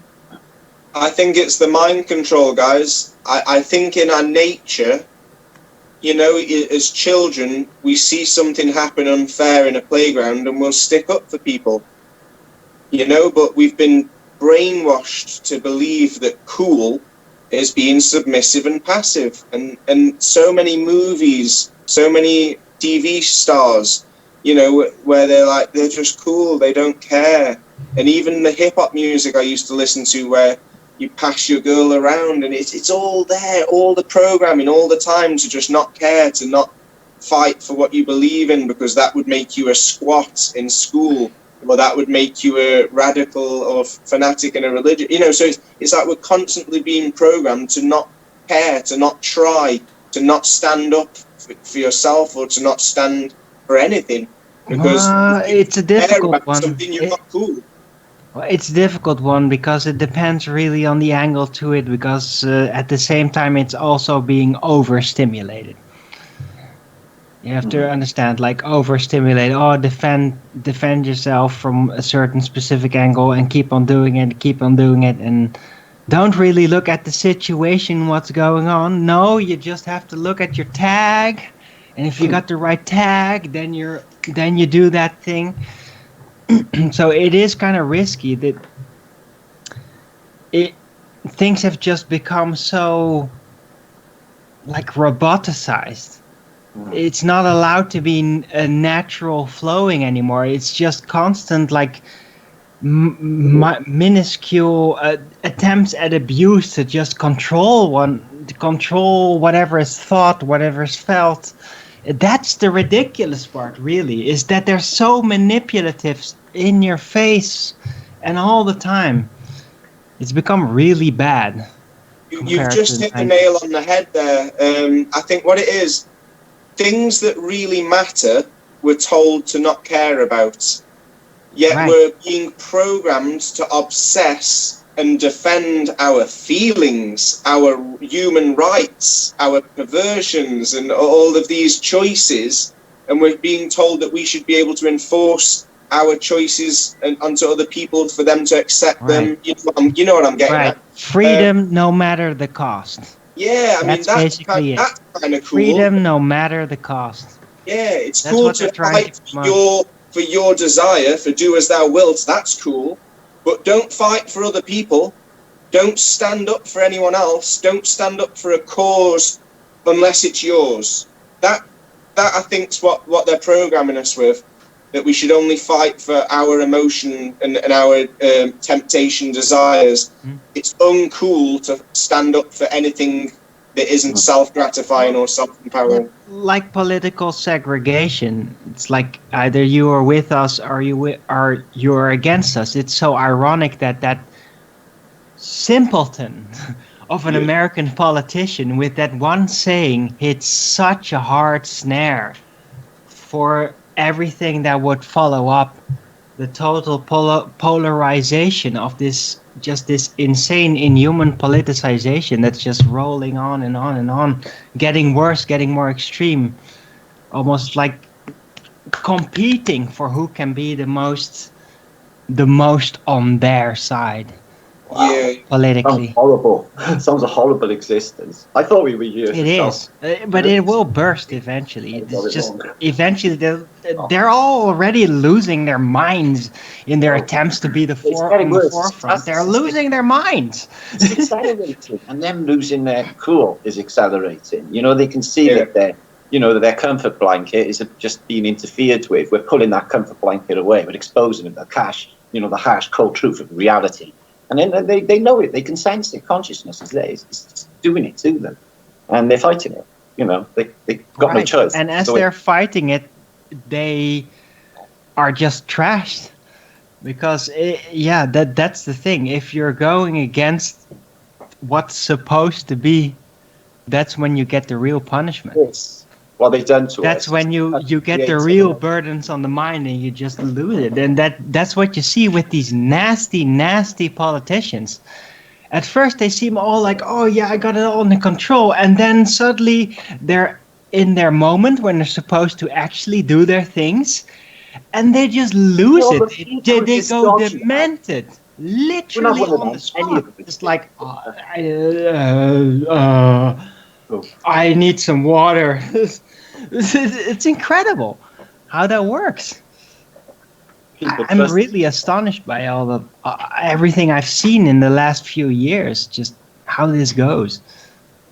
I think the problem with politics and politically correct and all this labeling is what they're doing is it's always the Hegelian dialectic that they're causing division by having us argue with each other over little details rather than instead of looking at the bigger picture and saying, like I say about climate change, who cares about the change of temperature? We should care about the extra toxins that we're breathing in. Exactly, the poison. It's not about the temperature, it's the poison. Not the temperature, but like always, they've got us arguing over little details that are really irrelevant. And also, is it us or is it not us? Who fucking cares about if it's us or not? Can we do anything to help it? That should be the argument. Who cares about the temperature? It's the toxins. So it's like everything. They've got us always fighting each other over insignificant details. And sadly, that's happening in the truth movements everywhere. I see. Like I say, it's they're trying it. They try it. Yeah. But on the other hand, there's now pretty much. Look, it's been like 20 years, and there's just been a lot of people that have just chosen their path in their own ground, and they may not know about flat Earth or anything about that, but they've just chosen to follow their path very carefully, and that's been going on for a while. And every person, as they go their own path, they learn things and they wisen up. It's inevitable. Yeah. And we're getting at this kind of critical momentum where every conspiracy theorist, every person that has some doubts, everything culminates. Everything is coming together to this point where we realize, yeah, this is all of us. I can feel it coming. Yeah, you can see it. I think Martin said as well, he's noticing more people in downtown talking about it and saying that they've heard people talking about it.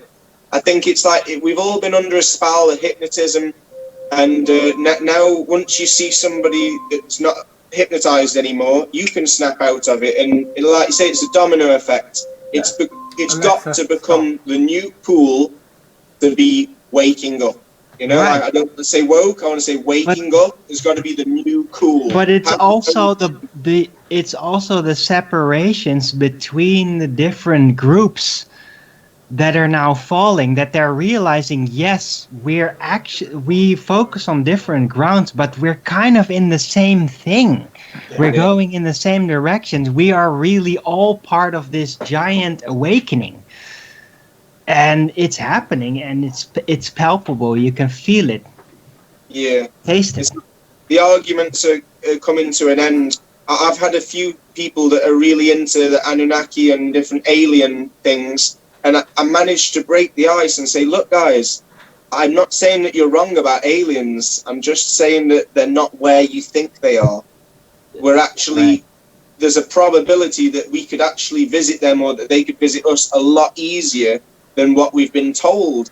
And you know, and once you kind of start meeting people in the middle ground and saying, look, I don't have all the answers, maybe some of your information's right, let's not argue about the space thing, because we can prove that isn't true with, you know, the camera on the star, the moonlight being cold, and the star's not changing in 10,000 years. Let's talk second law of thermodynamics, maybe. Yeah, let's talk about where aliens might be, or let's talk about, you know, if it was this model, maybe alien, you know, let's come together and try and learn instead of debating and just calling each other names. And yeah, like you say, it's happening. Every conversation that we have with people, especially when broadcast or in comments, it's that other people read and watch these things, and then they can use that argument in their own experience and interactions. So yeah, I think come together. Indeed. Only one of us here anyway. We need to heal the world. Yeah. Absolutely. Totally agree.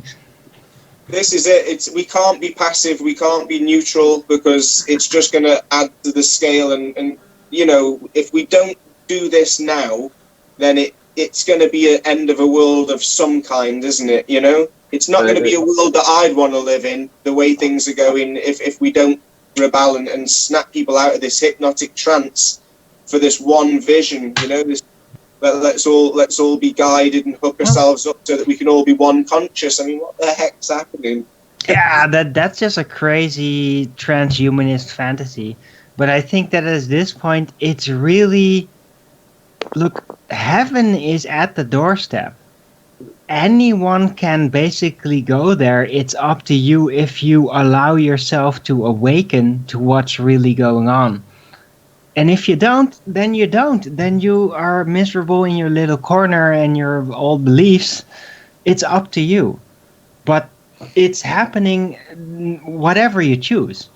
If you're going to go there and learn about it all, or if you're just gonna hold on to the old paradigms of the past, it's up to each individual. And it's just an amazing period now. This decade, it's pretty amazing. Precognitive and it's almost at an end, by the way. So they're coming in dancing. I've noticed. Have you had any of them, Arwin? Precognitive dreams, as in seeing the next day in your dreams and it happening very much exactly like the same way the next day. No, never like that. I've never had dreams like that, but you know, my visions and everything, but that was years ago. I will see sometimes is important the night before. Or I have about twice maybe in about a month period, which is quite alarming really, because I was like, you know, just completely blown away. I go away by myself, be shaky, have a sit down, because I just knew that I'd seen all of this last night or 4 or 5 this morning. I was just like blown away by it, and it's happened twice in a very narrow queue. Nice. Well, not really. No, yeah, it can be Mandela effect. impactful, but still like pretty glorious, you know, in a way. Bit freaky. Freaky, glorious. It's a matter of interpretation. What do you guys think about a possible World War III if we don't hurry this up? No, No. no. Technically, World War III is the Cold War, so that's in the past. This is World War IV. It's already going on. It's been going on for almost half a decade. It is mostly the trade war. It is a hacker war. It is eventually probably going to turn out to be a weather manipulation war. Yeah, it's going to get pretty crazy, I think, at the end. Crazy before. And that's it. It's like a prolonged period of almost like a roller coaster in which the world is going to go through. That's the Fourth World War, in my opinion. I think it's just like, perpetually got to go on pretending wars, and we'll only ever see the media version, all these wars. Right. Yeah. In the window, so was the birds tweeting. I've never seen any of it. But there's a lot of geopolitical chess going on, speed chess, like pretty heavy moves in very short time spans. So, and that's all. It's all part of it. I mean, you've only got to see how they're trying to weaken the next generations with vaccinations. They're making everybody. I'm pretty sure that when you're full of toxins, you have toxic thoughts. So, or maybe just numb. It probably numbs a lot of senses. So people will just be submissive. The next generation won't care about the truth if we don't hurry. And also, vaccines are technically known to damage your immune system. They weaken. It's like not only are they weakening us physically, mentally. Look what they're doing to the youth now. They're causing identity disorder. Oh God! On a mass scale, identity disorder. You can be any gender you want. Yeah. What are they going to stand up for? Right, guys, I'm going to start quoting you all there now. It's been a great chat. I'm going to start wrapping it up. I want to just shout out to a few people. So awesome, brilliant chat. Shut up, all of you. Sorry. Yeah, that was good. That was good, man. Right, guys. It was great to be with Martin here too. It was good to see you. Yeah, I'd like to do it again. I've been on for ages. This is. Please let's do this again. Yeah. Okay. Give us a sec. Let me. Shout out the tally and count out and that. So the Globalist Tour has raised 1,592. That'd be awesome if someone makes it up to 2,000. Nice. That's a big shout. And then we've got Paul on the plane. His so far has raised channel has raised $675. They'll double that, and so he's done really well. Well done, Paul. And then Globusters up to 1,120. I've just done a quick refresh. What is it all about? Why are we doing this? What's the next biggest thing that we can do? And we've been saying it over and over and over. It's awareness. It's awareness. There's people out there. They think they're living on a ball. We've got lots of things to understand within flat Earth and that, but not nearly as important as just telling people that they're not living on a ball. That's where we need to be focusing everything. This tour is about connecting to Europe, the whole of the UK as well, connecting to Europe, sending this bus around 39 countries, 64 destinations, over 14,000 miles. It requires such an amount of diesel. I think it's like £4,500 worth of diesel needed to send this around. That's such a journey. We're not even close to how much that we need to finish this, but you've definitely got us into Europe. that motorhome is definitely going into Europe, like, so that's going to happen. We just need to see it. We need to see it through the rest of it now. We need to bring my motorhome back. That's going to be my plea. But I'm so chuffed for all of those who have donated. Thank you very much from the bottom of my heart. Excuse me, Alexa, shut up. Has she done it? Yeah. So no, thank you very much. I just looking at some of the donations here. Absolutely amazing. There's been some funny ones as well. What else? Let me have a quick peek. Who have we had on? Let me just say a quick thank you. We've had Roxy and Dolly who came on first. Martin, how do you pronounce your second surname? Litska. Litka. Yeah. You got it. Right. Sorry, because I mean, for a long time now, I've been dying to know, and I think I've been telling everyone that it's Ledyke. And I thought, I don't know why I was saying that. Sorry. Yeah, you just have to hear it once. Yeah, so we've had Martin on. We've had Iron Rail Media and the whole gang of Iron Rail Media. That was fantastic. Glowbusters with Bob and Jaron, and oh my God, we had Cammy on there. And was it Travis? Was it? Yeah. Or was it Josh? It was Travis, I think it was. The Plain Truth. We've had. We've had, as I say, Jaron and Bob again, and Karen B and Mark Sargent. Thank you very much, especially with Jaron. Sorry, I mean, like, again, he only had a few hours' notice, and he stepped up to the plate and did his stream. I really do appreciate that. We had authentic intent. That was fantastic. Well done. A few technical problems. Hey, I think a lot of us had technical problems, along these 24 hours. Paul on the plane. I jumped in there with Paul on the plane. I thoroughly enjoyed that. That was really good.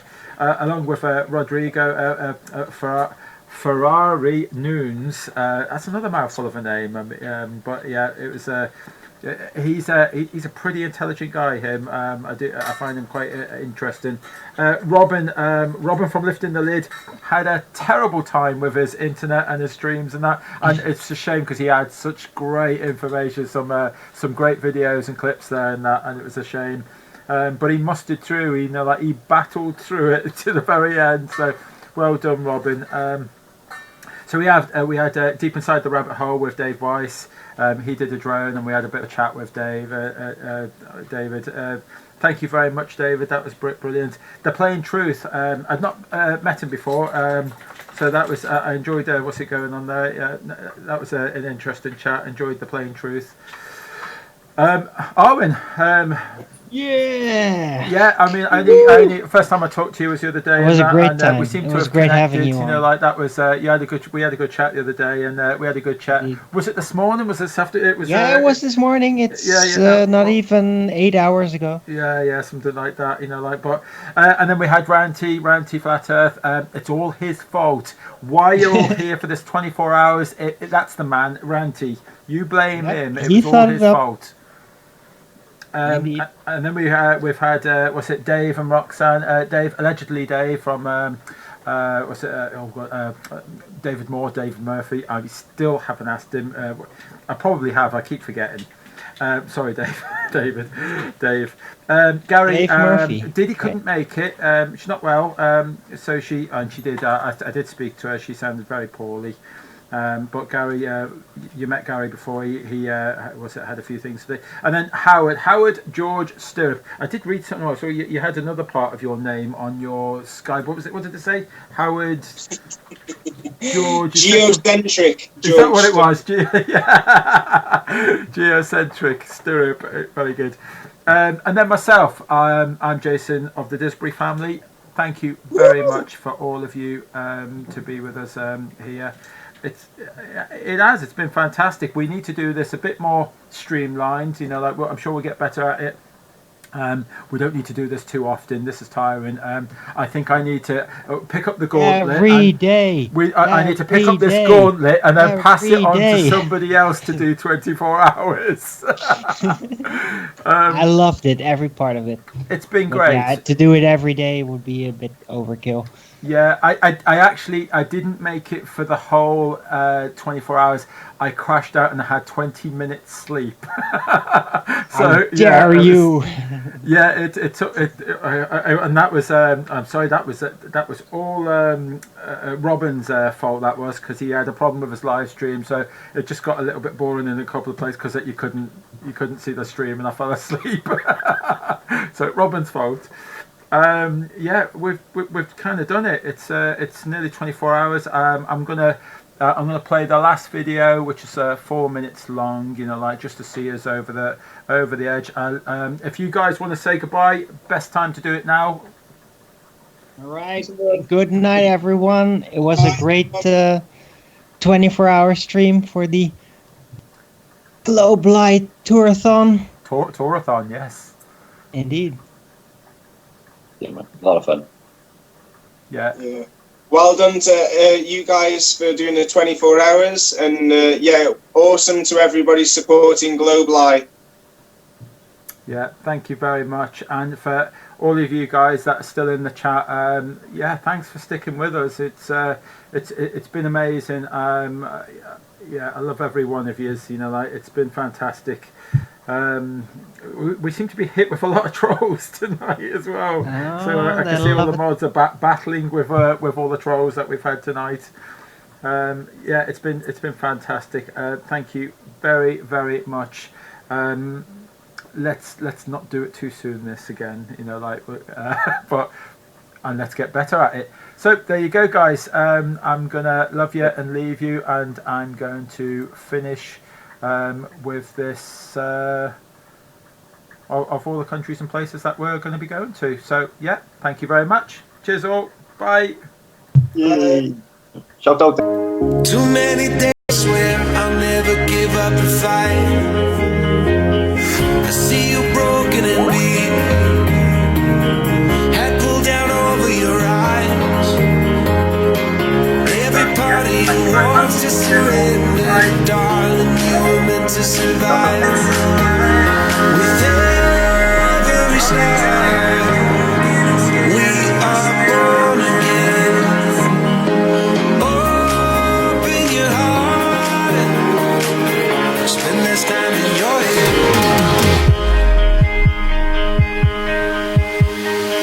Just like a seed in a garden, you will grow to be tall, staring out over miles of land without ever wanting to build up walls.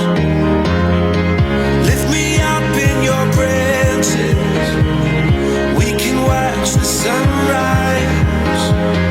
Just a couple of bruised up souls that believe that it was worth one more try. With